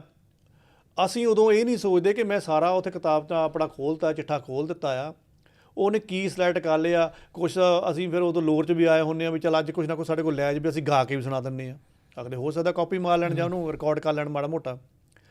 ਉਦੋਂ ਅਸੀਂ ਕਦੀ ਨਹੀਂ ਇਹ ਗੌਰ ਕਰਦੇ ਵੀ ਭਾਈ ਇਹ ਜਿਹੜੀ ਮੈਂ ਲਿਖਤਾ ਐ ਮੂਹਰੇ ਵਿਛਾਣ ਡਿਆ ਆ, ਖਲਾਰਾ ਪਾਤਾ ਆ, ਮੈਂ ਤਾਂ ਕੋਈ ਕਾਪੀਰਾਈਟ ਤਾਂ ਬਣਾਇਆ ਨਹੀਂ ਹੈਗਾ। ਤੁਸੀਂ ਖਲਾਰਾ ਪਾ ਦਿੰਦੇ ਹੋ, ਤੁਸੀਂ ਸੁਣਾ ਦਿੰਦੇ ਹੋ, ਉਹ ਚੀਜ਼ਾਂ ਕਿਤੋਂ ਤੁਰਦੀਆਂ, ਜਿੱਦਾਂ ਗੰਢਾਂ ਜੋੜਦੀਆਂ, ਕੋਈ ਕਿਸੇ ਨਾਲ ਤੁਰ ਗਿਆ, ਕੋਈ ਕਿਸੇ ਨਾਲ ਤੁਰ ਗਿਆ, ਉਹ ਪਤਾ ਹੀ ਨਹੀਂ ਲੱਗਦਾ ਤੁਹਾਡੀ ਚੀਜ਼ ਜਿਹੜੀ ਕਿਸੇ ਨੂੰ ਦਿੱਤੀ ਸੀਗੀ ਉਹ ਕਿਹੜੀ ਪ੍ਰੋਡਕਸ਼ਨ ਦੇ ਵਿੱਚ ਆ ਕੇ ਚਲ ਗਈ ਆ। ਉਹ ਪ੍ਰੋਡਕਸ਼ਨ ਨੇ ਜਿਹੜੇ ਕੋਲ ਲਈ ਹੁੰਦੀ ਆ ਉਹਨਾਂ ਨੂੰ ਤਾਂ ਇਹ ਹੁੰਦਾ ਵੀ ਤੇਰੇ ਕੋਲ ਆਈ ਆ, ਉਹਨਾਂ ਨੇ ਉਹਨੂੰ ਆਪਣਾ ਕਾਪੀਰਾਈਟ ਬਣਾ ਕੇ ਕਿਸੇ ਫਿਲਮ 'ਚ ਪਾ ਲਿਆ ਜਾਂ ਗੀਤ 'ਚ ਪਾ ਲਿਆ ਜਾਂ ਐਲਬਮ 'ਚ ਪਾ ਤਾ, ਉਹ ਮਾਰਕੀਟ ਦੇ ਵਿੱਚ ਆ ਗਈ ਤੇ ਤੁਹਾਨੂੰ ਫਿਰ ਉਦੋਂ ਯਾਦ ਆਉਂਦਾ ਇਹ ਤਾਂ ਮੇਰੀ ਸੀ। ਤੁਸੀਂ ਫਿਰ ਉਦੋਂ ਥੱਲੇ ਕਮੈਂਟ ਕਰਦੇ ਹੋ, ਕੋਟਾਂ ਦੇ ਕੁੰਡੇ ਖੜਕਾਉਂਦੇ ਹੋ, ਇਹ ਤਾਂ ਜੀ ਮੇਰੀ ਸੀਗੀ, ਮੈਂ ਤਾਂ ਇਹਨੂੰ ਦਿੱਤੀ ਸੀ, ਇਹਨਾਂ ਕੋਲ ਕਿੱਦਾਂ ਪਹੁੰਚ ਗਈ। ਹੁਣ ਇਹ ਦਰਸ਼ਨ ਗੀਤ ਵਾਲਾ ਇਹ ਪੰਗਾ ਪਿਆ ਆ। ਐਮੀ ਹੋਣੀ ਫਿਰ ਕੋਰਟ ਦੇ ਵਿੱਚ ਗਏ ਆ, ਕਹਿੰਦੇ ਦੇਖੋ ਸਾਨੂੰ ਤਾਂ ਇਹ ਰਚਨਾ ਇੱਥੋਂ ਮਿਲੀ ਆ, ਸਾਨੂੰ ਨਹੀਂ ਪਤਾ ਇਹਨੇ ਉਹਨੂੰ ਕਦੋਂ ਦਿੱਤੀ ਸੀਗੀ। ਜੇ ਤਾਂ ਸਾਡੇ ਚੱਕਣ ਤੋਂ ਪਹਿਲਾਂ ਇਹਦੇ ਕੋਲ ਉਹਦਾ ਕਾਪੀਰਾਈਟ ਹੈ ਔਰ ਸਾਨੂੰ ਮਿਲ ਜਾਂਦਾ ਜਾਂ ਹੁਣ ਦਿਖਾ ਦੇਵੇ, ਫਿਰ ਤਾਂ ਅਸੀਂ ਦੋਸ਼ੀ ਹੈਗੇ ਆ। ਹੁਣ ਕਾਪੀਰਾਈਟ ਉਸ ਬੰਦੇ ਨੇ ਸੁੱਖੀ ਹੋਣੀ ਵੀ ਨਹੀਂ ਬਣਾਇਆ ਹੈਗਾ ਤੇ ਨਾ ਉਹ ਸ਼ੋਅ ਕਰਦਾ, ਤੇ ਕੋਰਟ ਨੇ ਵੀ ਫਿਰ ਇਹਨੂੰ ਬਰੀ ਕੀਤਾ, ਕਹਿੰਦੇ ਨਹੀਂ ਬਈ ਤੁਸੀਂ ਥੋੜ੍ਹਾ ਆਪਣਾ ਸਿਸਟਮ ਠੀਕ ਕਰੋ, ਐ ਨਾ ਖਲਾਰਾ ਪਾਇਆ ਕਰੋ, ਕੋਸ਼ਿਸ਼ ਕਰਿਆ ਕਰੋ ਇੱਕ ਕੋਈ ਇਕੱਠੀ ਬੋਡੀ ਦਾ ਤਿਆਰ ਕਰ ਲਓ, ਤੁਸੀਂ ਘੱਟ ਤੋਂ ਘੱਟ ਆਪਣੀਆਂ ਰਚਨਾਵਾਂ ਪਹਿਲਾਂ ਉੱਥੇ ਦੇ ਦਿਓ, ਉੱਥੋਂ ਇੱਕ PDF ਤੁਹਾਨੂੰ ਜਦੋਂ ਪ੍ਰਾਪਤ ਹੋਣੀ ਆ ਉਹ ਤੁਹਾਡੇ ਕੋਲ ਕਾਪੀਰਾਈਟ ਹੁੰਦਾ ਕਿ ਇਸ ਡੇਟ ਨੂੰ ਆਹ ਰਚਨਾ ਤੇਰੇ ਨਾਂ ਥੱਲੇ ਕਾਪੀਰਾਈਟ ਦਰਜ ਹੋ ਗਈ। ਉਸ ਤੋਂ ਬਾਅਦ ਜੇ ਕੋਈ ਫਿਰ ਇੱਦਾਂ ਦੀ ਕੋਸ਼ਿਸ਼ ਕਰਦਾ ਫਿਰ ਉਹ ਦੋਸ਼ੀ ਹੁੰਦਾ ਹੈ। ਸੋ ਇਹ ਥੋੜ੍ਹਾ ਤਾਣਾ ਬਾਣਾ ਸੀਗਾ ਵੀ ਇਹ ਥੋੜ੍ਹੀ ਉਹਨਾਂ ਨੂੰ ਰਾਹਤ ਮਿਲੀ ਆ, ਪਰ ਇਹ ਚੱਲੀ ਜਾ ਰਿਹਾ ਜੀ ਕਾਪੀਰਾਈਟ ਵਾਲਾ ਇਹ ਮਸਲਾ ਨਹੀਂ, ਇਹ ਨਹੀਂ ਸੁਲਝ ਸਕਦਾ। ਸਹੀ ਗੱਲ ਹੈ ਭਾਈ, ਪੰਜਾਬ ਦੇ ਵਿੱਚ ਤਾਂ ਮਸਲੇ ਬਹੁਤ ਸਾਰੇ ਨਹੀਂ ਸੁਲਝ ਸਕਦੇ ਜਿਸ ਤਰੀਕੇ ਨਾਲ ਹੁਣ ਅਕਾਲੀ ਦਲ ਉਹਨੇ ਦੂਜੇ ਪਾਸੇ ਭਗਵੰਤ ਮਾਨ ਦੇ ਖਿਲਾਫ ਖੜੇ ਹੋਏ ਆ, ਜਾ ਕੇ ਧਰਨੇ ਲਾ ਰਹੇ ਆ। ਉੱਥੇ ਤੀਜੇ ਪਾਸੇ ਜਿਹੜੀ ਸਾਡਾ ਤੀਜਾ ਧਿਰ ਹੈ ਜਿਹੜਾ ਪੰਜਾਬ ਦੇ ਵਿੱਚ ਕਾਂਗਰਸ, ਹੁਣ ਉਹ ਕਾਫੀ ਜ਼ਿਆਦਾ ਪੰਜਾਬ ਦੇ ਵਿੱਚ ਵੀ ਸਰਗਰਮ ਹੋ ਰਹੀ ਆ ਉਹ ਵੀ, ਤੇ ਮਤਲਬ ਚਾਹੇ ਉਹ ਅਲੱਗ-ਅਲੱਗ ਮੁੱਦਿਆਂ ਤੇ ਹੋ ਰਹੀ ਆ। ਹੋਰ ਇੱਕ ਵੱਡੀ ਚੀਜ਼ ਇਹ ਆ ਕਿ ਜਿਵੇਂ ਆਪ ਪਾਰਟੀ ਨੇ ਸ਼ੁਰੂਆਤ ਦੇ ਵਿੱਚ ਭਾਜੀ ਬਾਹਰਲੇ ਮੁਲਕਾਂ ਵੱਲ ਰੁਖ ਕੀਤਾ ਸੀਗਾ ਉਦੋਂ, ਕਿ ਕਦੇ ਭਗਵੰਤ ਮਾਨ ਕਦੇ ਕੈਨੇਡਾ ਆ, ਆਸਟ੍ਰੇਲੀਆ ਆ, ਨਿਊਜ਼ੀਲੈਂਡ ਆ, ਸਭ ਜਗ੍ਹਾ ਜਾ ਕੇ ਉਹਨਾਂ ਨੇ ਬਜਟ ਇਕੱਠੇ ਕਰ ਰਹੇ ਸੀ, ਪੰਜਾਬੀਆਂ ਨੂੰ ਨਾਲ ਜੋੜ ਰਹੇ ਸੀ। ਹੁਣ ਇਹੀ ਟੈਕਨੀਕ ਲੱਗਦਾ ਕਾਂਗਰਸ ਵੀ ਕਰ ਰਹੀ ਹੈ। ਕਾਂਗਰਸ ਬਹੁਤ ਜ਼ਿਆਦਾ ਬਾਹਰਲੇ ਮੁਲਕਾਂ ਦੇ ਵਿੱਚ ਦਿਖਦੀ ਪਈ ਆ, ਪੰਜਾਬ 'ਚ ਵੀ ਐਕਟਿਵ ਹੋ ਰਹੀ ਆ ਕਿ ਉਹਨਾਂ ਨੂੰ ਹੈ ਕਿ ਵੀ ਸ਼ਾਇਦ ਲੋਕ ਸਾਨੂੰ ਅਗਲੀ ਵਾਰ ਲਈ ਐਕਸੈਪਟ ਕਰਨਗੇ। ਤੁਹਾਡਾ ਇਹਦੇ ਬਾਰੇ ਕੀ ਵਿਚਾਰ ਹੈ? ਦੇਖੋ ਤੁਸੀਂ ਕਾਂਗਰਸ ਦੇ ਨਾਂ ਦੇ ਨਾ ਤਿੰਨ ਚਾਰ ਚੀਜ਼ਾਂ ਵਿੱਚ ਇਕੱਠੀਆਂ ਕਰਦੀਆਂ। ਇੱਕ ਤਾਂ ਤੁਸੀਂ ਇਹ ਜਾਣਨਾ ਚਾਹਿਆ ਵੀ ਕਾਂਗਰਸ ਦਾ ਹੁਣ ਪਹਿਲਾਂ ਕਹਿੰਦੀ ਸੀ ਆਮ ਆਦਮੀ ਪਾਰਟੀ ਵਾਲਿਆਂ ਨੂੰ, ਝਾੜੂ ਵਾਲਿਆਂ ਨੂੰ ਕਹਿੰਦੇ ਸੀ ਕਿ ਵੀ ਤੁਸੀਂ ਬਾਹਰ ਜਾ ਕੇ ਨਾ ਵੋਟਾਂ ਮੰਗੀਆਂ ਆ, ਉਹਨਾਂ ਨੂੰ ਸਬਜ਼ ਬਾਗ ਦਿਖਾਏ ਆ, ਨਾਲੇ ਪੈਸੇ ਮੰਗੇ ਆ, ਨਾਲੇ ਵੋਟਾਂ ਮੰਗੇ, ਇਸ ਕਰਕੇ ਤੁਸੀਂ ਜਿੱਤ ਗਏ। ਹਾਂਜੀ, ਹੁਣ ਤੁਸੀਂ ਕਹਿ ਰਹੇ ਹੋ ਵੀ ਕਾਂਗਰਸ ਵਾਲੇ ਵੀ ਉਸ ਨੀਤੀ ਤੇ ਆ ਗਏ ਆ। ਚਲੋ ਮੈਂ ਨਹੀਂ ਇੱਦਾਂ ਕਹਿੰਦਾ ਵੀ ਉਹ ਨੀਤੀ ਤੇ ਆ ਗਏ ਜਾਂ ਕੀ ਆ ਗਏ, ਉਹ ਕਰ ਸਕਦੇ ਆ। ਕਾਂਗਰਸ ਵਾਲੇ ਵੀ, ਜੇ ਤੁਸੀਂ ਪ੍ਰਤਾਪ ਸੀਨੀਅਰ ਆਗੂ ਜਿਹੜੇ ਉਹਨਾਂ ਦੇ ਵਿਰੋਧੀ ਧਿਰ ਦੇ ਨੇਤਾ ਆ ਪ੍ਰਤਾਪ ਸਿੰਘ ਬਾਜਵਾ ਹੋਣੀ, ਉਹ ਆਸਟ੍ਰੇਲੀਆ ਫੇਰੀ ਤੇ ਤਕਰੀਬਨ ਡਿਕਲੇਅਰ ਹੋ ਗਈ ਆ। ਤੁਸੀਂ ਬ੍ਰਿਸਬਨ ਦੇ ਵਿੱਚ ਵੀ ਉਹਨਾਂ ਨੂੰ ਮਹੀਨੇ ਦੇ ਐਂਡ ਦੇ ਵਿੱਚ ਦੇਖੋਗੇ 2 ਦਿਨਾਂ ਦੇ। ਸੋ ਉਹਦੇ ਵਿੱਚ ਤੁਸੀਂ ਖਬਰਾਂ ਵੀ ਦੇਖ ਸਕਦੇ ਹੋ। ਉਹ ਬੇਸਿਕਲੀ ਕੀ ਆ, ਉਹ ਪੰਜਾਬੀ ਭਾਈਚਾਰੇ ਨੂੰ ਜ਼ਿਆਦਾ ਟੱਚ ਕਰਨਗੇ ਜਿਨ੍ਹਾਂ ਦੇ ਪਰਿਵਾਰ ਪੰਜਾਬ 'ਚ ਰਹਿੰਦੇ ਆ। ਉਹਨਾਂ ਨੂੰ ਤਾਂ ਇਹ ਹੋਊਗਾ ਵੀ ਜਿਹੜਾ ਪਰਿਵਾਰ ਪੰਜਾਬ 'ਚ ਰਹਿੰਦਾ ਆ ਉਹਨਾਂ ਨਾਲ ਜਾ ਕੇ ਮੈਂ ਬੈਠਾ, ਉਹਨਾਂ ਨਾਲ ਗੱਲਬਾਤ ਕਰਾਂ ਵੀ ਦੇਖੋ ਪੰਜਾਬ ਦੇ ਵਿੱਚ ਹੁਣ ਆਹ ਵੀ ਪਾਰਟੀ ਤੋਂ ਤੁਸੀਂ ਨਾ ਖੁਸ਼ ਆ, ਅਕਾਲੀ ਭਾਜਪਾ ਦੀ ਸਥਿਤੀ ਵੀ ਉਹ ਦੱਸਣਗੇ ਕੀ ਆ ਭਾਈ, ਹੁਣ ਤੁਸੀਂ ਸਾਡੇ 'ਤੇ ਜਰਾ ਮਾੜੀ ਜਿਹੀ ਕਰੋ, ਜਰਾ ਕਿਰਪਾ ਕਰੋ, ਤਾਂ ਫਿਰ ਥੋੜ੍ਹਾ ਮਾਲੀ ਉੱਥੋਂ ਮਿਲ ਜਾਂਦਾ ਹੁੰਦਾ ਕੁਛ ਨਾ ਕੁਛ। ਸੋ ਅਸੀਂ ਇਹ ਤਾਂ ਨਹੀਂ ਕਹਿ ਸਕਦੇ ਵੀ ਇਹ ਨਜਾਇਜ਼ ਆ, ਪਰ ਇਹ ਜਿਹੜਾ ਪਹਿਲਾਂ ਤੁਸੀਂ ਵਿਰੋਧ ਕਰਦੇ ਸੀ ਹੁਣ ਉਹ ਪ੍ਰਚਲਨ ਤੁਸੀਂ ਵੀ ਕਰ ਰਹੇ ਹੋ, ਫਿਰ ਥੋੜ੍ਹਾ ਆਪਣੀ ਮਤਲਬ ਕਿ ਇਹ ਚੀਜ਼ਾਂ ਦੇ ਵੀ ਕੈਮਰਾ ਨਹੀਂ ਚਾਹੀਦਾ ਵੀ ਇੱਦਾਂ ਦੇ ਤੁਸੀਂ ਵਿਰੋਧ ਪ੍ਰਦਰਸ਼ਨ ਨਾ ਕਰਿਆ ਕਰੋ, ਚੱਲਣ ਦਿਆ ਕਰੋ, ਕੋਈ ਗੱਲ ਨਹੀਂ। ਸੋ ਇੱਕ ਤਾਂ ਪਹਿਲੀ ਗੱਲ ਇਹ ਸਹੀ ਹੋਈ ਕਿ ਹਾਂ ਉਹਨਾਂ ਦੇ ਸੀਨੀਅਰ ਨੇਤਾ ਆ ਰਹੇ ਆ, ਆਸਟ੍ਰੇਲੀਆ ਦਾ ਉਹਨਾਂ ਦਾ ਕਨਫਰਮ ਆ, ਯਕੀਨਨ ਫਿਰ ਉਹ ਯੂਰਪ 'ਚ ਵੀ ਜਾਣਗੇ ਜਾਂ ਉੱਧਰ ਅਮਰੀਕਾ ਕੈਨੇਡਾ ਵੀ ਜਾਣਗੇ, ਇਹ ਚਲੋ ਉਹਨਾਂ ਦੀ ਹਾਈ ਕਮਾਂਡ ਦੱਸਦੀ ਰਹੂਗੀ। ਹੁਣ ਪੰਜਾਬ ਦੇ ਵਿੱਚ ਕਾਂਗਰਸ ਦੀ ਸਥਿਤੀ ਕੀ ਆ? ਇੱਕ ਨਾ ਲੱਗਦਾ ਆ ਲੋਕਾਂ ਦੇ ਨਾ ਜ਼ਿਹਨ ਦੇ ਵਿੱਚ ਗੱਲ ਵਿੱਚ ਉੱਡਦੀ ਆ, ਸੱਥਾਂ ਦੇ ਵਿੱਚ ਗੱਲ ਉੱਡਦੀ ਆ ਪਿੰਡਾਂ 'ਚ ਵੀ ਲੈ ਵੀ ਐਤਕੀ ਕਾਂਗਰਸ ਲੈ ਜਾਊਗੀ। ਠੀਕ ਆ ਜੀ, ਚਲੋ ਲੈ ਜਾਊਗੀ ਨਹੀਂ ਲੈ ਜਾਊਗੀ ਤਾਂ ਤੁਹਾਡੇ ਰਿਜ਼ਲਟ ਦੱਸਣਗੇ। ਪਰ ਜੇ ਕਾਂਗਰਸ ਵਾਲੇ ਇਹ ਸੋਚ ਕੇ ਬੈਠੇ ਆ ਕਿ 27 ਵਾਲੀਆਂ ਜਿਹੜਾ ਰਾਣਿਆ ਉਹ ਅਸੀਂ ਜਿੱਤਿਆ ਹੀ ਪਿਆ ਆ। ਦੇਖੋ ਪਹਿਲੀ ਗੱਲ ਤਾਂ ਇਹ ਆ ਝਾੜੂ ਵਾਲਿਆਂ ਨੂੰ ਜਗ੍ਹਾ ਇਸ ਕਰਕੇ ਮਿਲੀ ਸੀ ਕਿਉਂਕਿ ਉਦੋਂ ਪੰਜਾਬ ਨਾ ਤਾਂ ਕਾਂਗਰਸੀ ਤੁਹਾਡੇ ਤੋਂ ਖੁਸ਼ ਸੀ, ਨਾ ਬੀਜੇਪੀ ਤੋਂ ਖੁਸ਼ ਸੀ, ਨਾ ਅਕਾਲੀਆਂ ਤੋਂ ਖੁਸ਼ ਸੀਗਾ। ਬਦਲ ਚਾਹੀਦਾ ਸੀ, ਬਦਲ ਉਦੋਂ ਮਿਲਿਆ ਸੀਗਾ ਤਾਂ ਉਹਨਾਂ ਨੇ ਝਾੜੂ ਨੂੰ ਐਕਸੈਪਟ ਕਰਤਾ, 92 ਕੱਢ ਕੇ ਮਾਰੀਆਂ। ਅੱਜ ਉਹੀ ਪੰਜਾਬ ਉਹਨਾਂ 92 ਦੇ ਵਿੱਚੋਂ ਬਹੁਤਿਆਂ ਤੋਂ ਸਤਿਆ ਪਿਆ ਕਿ ਤੁਸੀਂ ਉਸ ਹਿਸਾਬ ਨਾਲ ਕੰਮ ਕੀਤਾ ਨਹੀਂ ਹੈਗਾ। ਇਹਦਾ ਮਤਲਬ ਇਹ ਹੋਇਆ ਅਕਾਲੀ ਦਲ ਪਹਿਲਾਂ ਹੀ ਆਪਣੀਆਂ ਮਜਬੂਰੀਆਂ 'ਚ ਫਸਿਆ ਹੋਇਆ, ਉਹ ਆਪਣਾ ਉਹ ਵਜੂਦ ਖੇਤਰੀ ਪਾਰਟੀ ਦਾ ਲੋਕਾਂ 'ਚ ਦਰਸਾ ਹੀ ਨਹੀਂ ਸਕੇ। ਚਲੋ ਹੁਣ ਆ ਸ਼ੁਰੂਆਤ ਕਰ ਲਈ ਆ ਕਿ ਅਸੀਂ ਧਰਨੇ ਤੇ ਬੈਠੇ ਹਾਂ, ਚਲੋ ਕੋਈ ਛਵੀ ਉੱਥੇ ਬਣ ਜਾਵੇ। ਬੀਜੇਪੀ ਹਜੇ ਇੰਨੀ ਕਾਰਗਰ ਨਹੀਂ ਹੋਈ ਕਿ ਉਹ ਪੰਜਾਬ ਦੇ ਵਿੱਚ ਇਕੱਲੀ ਆਪਣੀਆਂ ਸੀਟਾਂ ਲੈ ਜਾਣ। ਇਸ ਕਰਕੇ ਕਦੇ ਕਦੇ ਖਦਸ਼ਾ ਲੱਗਦਾ ਹੈ ਕਿ ਖਦਸ਼ਾ ਕੀ ਆ, ਅੰਦਰੋਂ ਖਾਤੀ ਤਾਂ ਚੱਲਦਾ ਹੀ ਆ ਕਿ ਬੀਜੇਪੀ ਤੇ ਅਕਾਲੀ ਦਲ ਹੋ ਸਕਦਾ 27 ਤੱਕ ਆਉਂਦੇ ਇਕੱਠੇ ਵੀ ਹੋ ਜਾਣ। ਗੱਲਾਂ ਬਾਤਾਂ ਇਹਨਾਂ ਦੇ ਚੱਲਦੀਆਂ ਪਈਆਂ ਪਰ ਹਜੇ ਇਹ ਜੱਗ ਜ਼ਾਹਰ ਨਹੀਂ ਕਰਦੇ ਹੈਗੇ, ਆਪਣੇ ਆਪ ਨੂੰ ਥੋੜ੍ਹਾ ਦੂਰ ਰੱਖਦੇ ਆ। ਪਰ ਜਦੋਂ ਤੱਕ ਇਹ ਇਕੱਲੇ ਆ ਇਹਨਾਂ ਦੀ ਸ਼ਕਤੀ ਖਿੰਡੀ ਪਈ ਆ। ਇਹਦਾ ਮਤਲਬ ਨਾ ਤਾਂ ਹੁਣ ਅਕਾਲੀਆਂ ਦੀ ਹਜੇ ਬਾਰੀ ਇਸ ਵੇਲੇ ਤੱਕ ਲੱਗਦਾ ਕਿ ਇਹ ਕੋਈ ਬਹੁਤ ਵੱਡਾ ਉੱਥੇ ਕਰ ਜਾਣਗੇ ਕਾਰਾ, ਨਾ ਬੀਜੇਪੀ ਦਾ ਲੱਗਦਾ ਆ। ਝਾੜੂ ਵਾਲਿਆਂ ਤੇ ਪੰਜਾਬ ਦਾ ਗੁੱਸਾ ਬਹੁਤ ਹੈ ਕਿ ਇੱਥੇ ਲਾਅ ਐਂਡ ਆਰਡਰ ਹੈ ਨਹੀਂਗਾ। ਇਹਨਾਂ ਨੇ ਮਾਈਨਿੰਗ ਦਾ ਵੀ ਕੁਛ ਨਹੀਂ ਕੀਤਾ, ਇਹਨਾਂ ਨੇ ਨਸ਼ਿਆਂ ਦੇ ਵਿੱਚ ਵੀ ਨਾ ਕਾਮਯਾਬੀ ਲਵੀ, ਉਹ ਚਲੋ ਯੁੱਧ ਨਸ਼ਿਆਂ ਵਿਰੁੱਧ ਚੱਲ ਰਿਹਾ ਆ ਤੇ ਲਾਅ ਐਂਡ ਆਰਡਰ ਇੰਨਾ ਕੁ ਵਿਗੜਿਆ ਹੋਇਆ ਕਿ ਪਤਾ ਨਹੀਂ ਕੌਣ ਕਿਹਦੀ ਜਾ ਕੇ ਘਰਾਂ 'ਚ ਜਾ ਕੇ ਗੋਲੀ ਮਾਰ ਦਿੰਦਾ। ਕੋਈ ਜੇ ਮਾੜਾ ਮੋਟਾ ਕੋਈ ਬੰਦਾ ਕੰਮ ਕਾਰ ਕਰਕੇ ਤਕੜਾ ਹੋਇਆ ਤਾਂ ਉਹਨੂੰ ਉਹ ਰੰਗਰਾ ਆ ਜਾਂਦੀ ਹੈ ਜਾਂ ਫਰੋਤੀਆਂ ਆ ਜਾਂਦੀਆਂ ਆ, ਇਹ ਪੈਸੇ ਦੇ ਨਹੀਂ ਤਾਂ ਤੈਨੂੰ ਚੱਕ ਦਾਂਗੇ। ਸੋ ਜਣਾ ਖਣਾ ਹਸਲਾ ਲਈ ਫਿਰਦਾ ਆ। ਇਸ ਕਰਕੇ ਮੇਰੇ ਹਿਸਾਬ ਦੇ ਨਾਲ ਪੰਜਾਬ ਦੇ ਵਿੱਚ ਲਵੀ ਜਗ੍ਹਾ ਫਿਰ ਇੱਕ ਸਪੇਸ ਬਣੀ ਆ, ਲੋਕਾਂ ਦੇ ਮਨਾਂ 'ਚ ਫਿਰ ਆਈ ਆ ਕਿ ਹੁਣ ਹੋਰ ਤਾਂ ਕੋਈ ਹੈ ਨਹੀਂਗਾ ਯਾਰ, ਆਹ ਹੁਣ ਕਿੰਨੇ ਚਿਰ ਦੇ ਬੈਠੇ ਆ, ਇਹਨਾਂ ਨੂੰ ਲੈ ਕੇ ਆਉਣੇ ਆ। ਸੋ ਅਗਰ ਇਹ ਵਾਲੀ ਸੋਚ ਚੱਲ ਗਈ ਤਾਂ ਇਹਨਾਂ ਨੂੰ ਉਹ ਸਪੇਸ ਅਗਰ ਕਾਂਗਰਸ ਨੂੰ ਮਿਲਦੀ ਹੈ ਤਾਂ ਕਾਂਗਰਸ ਇਹ ਨਾ ਸੋਚੇ ਕਿ ਅਸੀਂ ਬਹੁਤ ਹੁਣ ਖਰੇ ਹੋ ਗਏ ਆ ਜਾਂ ਅਸੀਂ ਸਾਫ਼ ਸੁਥਰੇ ਹੋ ਗਏ, ਸਾਨੂੰ ਪੰਜਾਬ ਵਾਲੇ ਇਸ ਕਰਕੇ ਲੈ ਕੇ ਆਏ ਆ। ਤੁਸੀਂ ਵੀ ਸਪੇਸ ਇਹ ਪੂਰੀ ਕਰਨ ਆਉਣਾ ਆ ਤੇ ਉਹ ਸਪੇਸ ਨੂੰ ਇਹ ਅਗਰ ਲੈ ਲੈਂਦੇ ਨੇ, ਚੰਗਾ ਕੰਮ ਕਰ ਦਿੰਦੇ ਨੇ, ਕੋਈ ਪੰਜਾਬ ਦੇ ਲੋਕਾਂ ਲਈ ਜਾਂ ਸੂਬੇ ਦੇ ਲਈ ਕੋਈ ਚੰਗਾ ਕਰ ਦਿੰਦੇ, ਉਹ ਤਾਂ ਫਿਰ ਬਹੁਤ ਜ਼ਿਆਦਾ ਵਧੀਆ ਗੱਲ ਹੋਊਗੀ। ਪਰ ਇੱਥੇ ਜੇ ਆਪਾਂ ਕਾਂਗਰਸ ਹਾਈ ਕਮਾਂਡ ਦੀ ਗੱਲ ਕਰੀਏ, ਮੈਨੂੰ ਇੱਕ ਇਹਨਾਂ ਦੀ ਹਾਈ ਕਮਾਂਡ 'ਤੇ ਵੀ ਥੋੜ੍ਹਾ ਜਿਹਾ ਆਉਂਦਾ ਕਿ ਹਾਈ ਕਮਾਂਡ ਦੀ ਜਿਹੜੀ ਇਹ ਸੂਬਿਆਂ ਦੇ ਵਿੱਚ ਕਾਂਗਰਸ ਹੁੰਦੀ ਨੇ, ਇਹਨਾਂ ਨਾਲ ਟਿਕਣ ਆਪਣੀ ਅੱਛੀ ਹੈਗੀ। ਅਕਸਰ ਇਹ ਦੇਖਣ ਨੂੰ ਮਿਲਦਾ ਕਿ ਜਿੱਥੇ ਲੱਗਦਾ ਹੁੰਦਾ ਨਾ ਇਸ ਸੂਬੇ ਦੇ ਵਿੱਚ ਕਾਂਗਰਸ ਦੀਆਂ ਸੀਟਾਂ ਕੱਢ ਜਾਣੀਆਂ, ਹਾਈ ਕਮਾਂਡ ਉੱਥੇ ਜਮਾ ਹੀ ਚੁੱਪ ਕਰਕੇ ਬੈਠ ਜਾਂਦੀ, ਜਮਾ ਹੀ ਨਿਸਲ ਹੋ ਕੇ ਬੈਠ ਜਾਂਦੀ ਹੈ। ਹੁਣ ਇਸ ਟਾਈਮ ਆਪਾਂ ਨੇ ਗੱਲ ਕੀਤੀ ਆ ਵੀ ਸਪੇਸ ਬਣਦੀ ਜਾ ਰਹੀ ਆ। ਜੇ ਸਪੇਸ ਬਣਦੀ ਜਾ ਰਹੀ ਆ, ਪੰਜਾਬ ਦੀ ਕਾਂਗਰਸ ਦੇ ਬੰਦੇ ਤਾਂ ਸਰਗਰਮ ਹੈਗੇ ਆ, ਠੀਕ ਆ, ਲੇਕਿਨ ਹਾਈ ਕਮਾਂਡ ਫਿਰ ਚੁੱਪ ਕਰਕੇ ਬੈਠੀ ਆ। ਪਤਾ ਨਹੀਂ ਉਹ ਇੰਨਾ ਚਿਰ ਕਿਉਂ ਚੁੱਪ ਕਰਕੇ ਬੈਠੀ ਆ, ਜਾਂ ਹਜੇ ਵਾਚ ਕਰ ਰਹੀ ਆ, ਕਿਉਂਕਿ ਸ਼ਾਇਦ ਹਾਈ ਕਮਾਂਡ ਨੂੰ ਵੀ ਲੱਗਦਾ ਹੋਊਗਾ ਵੀ 6-7 ਜਣ ਜਿਹੜੇ ਹੈਗੇ ਆਪਣੇ ਆਪ ਨੂੰ ਨੇਤਾ ਮੰਨੀ ਫਿਰਦੇ ਆ ਤੇ ਹਰੇਕ ਬੰਦਾ ਆਪਣੇ ਸੀਐਮ ਦੀ ਫੀਲਿੰਗ ਜੀ ਲੈਣ ਨੂੰ ਫਿਰਦਾ ਵੀ ਪਹਿਲਾਂ ਇਹਨਾਂ ਦਾ ਤਮਾਸ਼ਾ ਦੇਖ ਲਈਏ ਕੀ ਆ। ਇੱਕ ਪਾਸੇ ਵੜਿੰਗ ਹੋਣਾ ਦਾ ਅਲੱਗ ਉਹ ਕਹਿ ਲਓ ਵੀ ਔਰਾ ਚੱਲਦਾ ਪਿਆ, ਦੂਜੇ ਪਾਸੇ ਪ੍ਰਤਾਪ ਸਿੰਘ ਬਾਜਵਾ ਹੋਣੀ ਹੁਣ ਇਕੱਲੇ ਹੀ ਬਾਹਰ ਤੁਰੇ ਹੋਏ ਆ। ਇਹਦਾ ਮਤਲਬ ਹਰੇਕ ਬੰਦਾ ਆਪਣੀ ਫੀਲਿੰਗ ਲੈਣ ਡਿਆ। ਹੋ ਸਕਦਾ ਹਾਈ ਕਮਾਂਡ ਥੋੜ੍ਹਾ ਵੇਟ ਐਂਡ ਵਾਚ ਕਰਦੀ ਹੋਣੀ ਆ। ਪਰ ਜੇ ਆਪਾਂ ਪੰਜਾਬ ਦੇ ਕਾਂਗਰਸ ਦੀ ਹੁਣ ਮੌਜੂਦਾ ਸਥਿਤੀ ਦੇਖੀਏ, ਠੀਕ ਹੈ, ਤੁਹਾਨੂੰ ਇੱਕ ਐਜ ਤਾਂ ਮਿਲ ਰਿਹਾ ਆ, ਲੇਕਿਨ ਤੁਹਾਡੀ ਜਿਹੜੀ ਆਪਸੀ ਧੜੇਬੰਦੀ ਆ, ਜਿਹੜੀ ਖਿੱਚੋਤਾਣ ਆ, ਇਹ ਨਹੀਂ ਤੁਹਾਡੀ ਮੁੱਕਦੀ। ਠੀਕ ਆ, ਬੀਜੇਪੀ ਦੇ ਵਿੱਚ ਇਹ ਖਿੱਚੋਤਾਣ ਐਡੀ ਹੈ ਨਹੀਂ ਗੀ। ਜੇ ਆਪਾਂ ਅਕਾਲੀ ਦਲ ਦੀ ਗੱਲ ਕਰੀਏ, ਉੱਥੇ ਇੱਕੋ ਬੰਦੇ ਦੇ ਉੱਪਰ ਸੁਖਬੀਰ ਸਿੰਘ ਬਾਦਲ ਦੇ ਉੱਪਰ ਇਹ ਕਿੰਤੂ ਪਰੰਤੂ ਹੁੰਦਾ ਆ, ਉਹ ਘੁੰਮ ਘੁਮਾ ਕੇ ਫੇਰ ਆ ਗਏ ਆ। ਹੁਣ ਉਹ ਧਰਨੇ 'ਤੇ ਬੈਠੇ, ਹੋ ਸਕਦਾ ਉੱਥੇ ਉਹ ਆਪਣੀ ਸਿਫਤੀ ਲੈ ਵੀ ਜਾਣ। ਪਰ ਇਹ ਜਿਹੜੇ 7-8 ਆਪਾਂ ਕਹਿੰਦੇ ਆ ਵੀ ਉੱਚੇ ਕੱਦ ਵਾਲੇ ਬੰਦੇ ਹੈਗੇ ਆ, ਇਹਨਾਂ ਦੀ ਧੜੇਬਾਜ਼ੀ ਨਹੀਂ ਕਦੀ ਮੁੱਕਣ ਦੇ ਵਿੱਚ ਆਉਂਦੀ ਹੈਗੀ। ਕਦੀ ਕੀ ਕਿਸੇ ਨਾ ਕਿਸੇ ਗੱਲ 'ਤੇ ਆਪਾ ਵਿਰੋਧ ਦੇ ਵਿੱਚ ਇਹ ਆ ਹੀ ਜਾਂਦੇ ਆ। ਉਹ ਵੈਸੇ ਵੀ ਇਸ ਕਰਕੇ ਆ ਜਾਂਦੇ ਆ, ਮੈਨੂੰ ਲੱਗਦਾ ਕਿ ਜਿਹੜੀ ਕਾਂਗਰਸ ਹੈ ਨਾ ਲਵੀ, ਇਹਦੇ ਵਿੱਚ ਹੁੰਦਾ ਕਿ ਜਿਹੜਾ ਬੰਦਾ ਪਾਰਟੀ ਪ੍ਰਧਾਨ ਬਣਦਾ ਨਾ, ਉਹ ਗਾਹਾਂ ਸੀਐਮ ਨੂੰ ਜਾਂਦਾ ਹੈ। ਸੋ ਹਰੇਕ ਬੰਦਾ ਆਪਣੇ ਆਪ ਨੂੰ ਪਾਰਟੀ ਪ੍ਰਧਾਨ ਦਿਖਾਉਣ ਦੀ ਕੋਸ਼ਿਸ਼ ਕਰਦਾ ਕਿ ਮੇਰੇ ਤੋਂ ਵਧੀਆ ਕੋਈ ਲੀਡ ਨਹੀਂ ਕਰ ਸਕਦਾ। ਉਹ ਜਦੋਂ ਹੁਣ ਸਾਰੇ ਇਹ ਕੱਦਵਾਰ ਨੇਤਾ 7-8 ਜਿਹੜੇ ਹੈਗੇ ਆ, ਜੇ ਉਹ ਆਪਣੇ ਆਪ ਨੂੰ ਕਹਿਣਗੇ ਮੈਂ ਹੀ ਸਭ ਤੋਂ ਵਧੀਆ ਪਾਰਟੀ ਪ੍ਰਧਾਨ ਆ ਤੇ ਹੁਣ ਮੇਰੇ 'ਚ ਸੀਐਮ ਦੇਖੋ, ਉਹ ਫਿਰ ਤਾਂ ਇਹਨਾਂ ਦੀ ਫਿਰ ਆਪਣੀ ਗਹਿ ਗਾਚ ਆ। ਤੇ ਉਸ ਆਪਣੀ ਨਹੀਂ ਗਹਿ ਗਾਚ ਦੇ ਵਿੱਚ ਲੁਧਿਆਣਾ ਹਾਰਿਆ। ਤਾਂ ਕਾਂਗਰਸ ਲੁਧਿਆਣੇ 'ਚੋਂ ਕਦੇ ਹੋ ਹੀ ਨਹੀਂ ਸਕਦਾ, ਜਿੱਤੀ ਪਈ ਸੀਗੀ।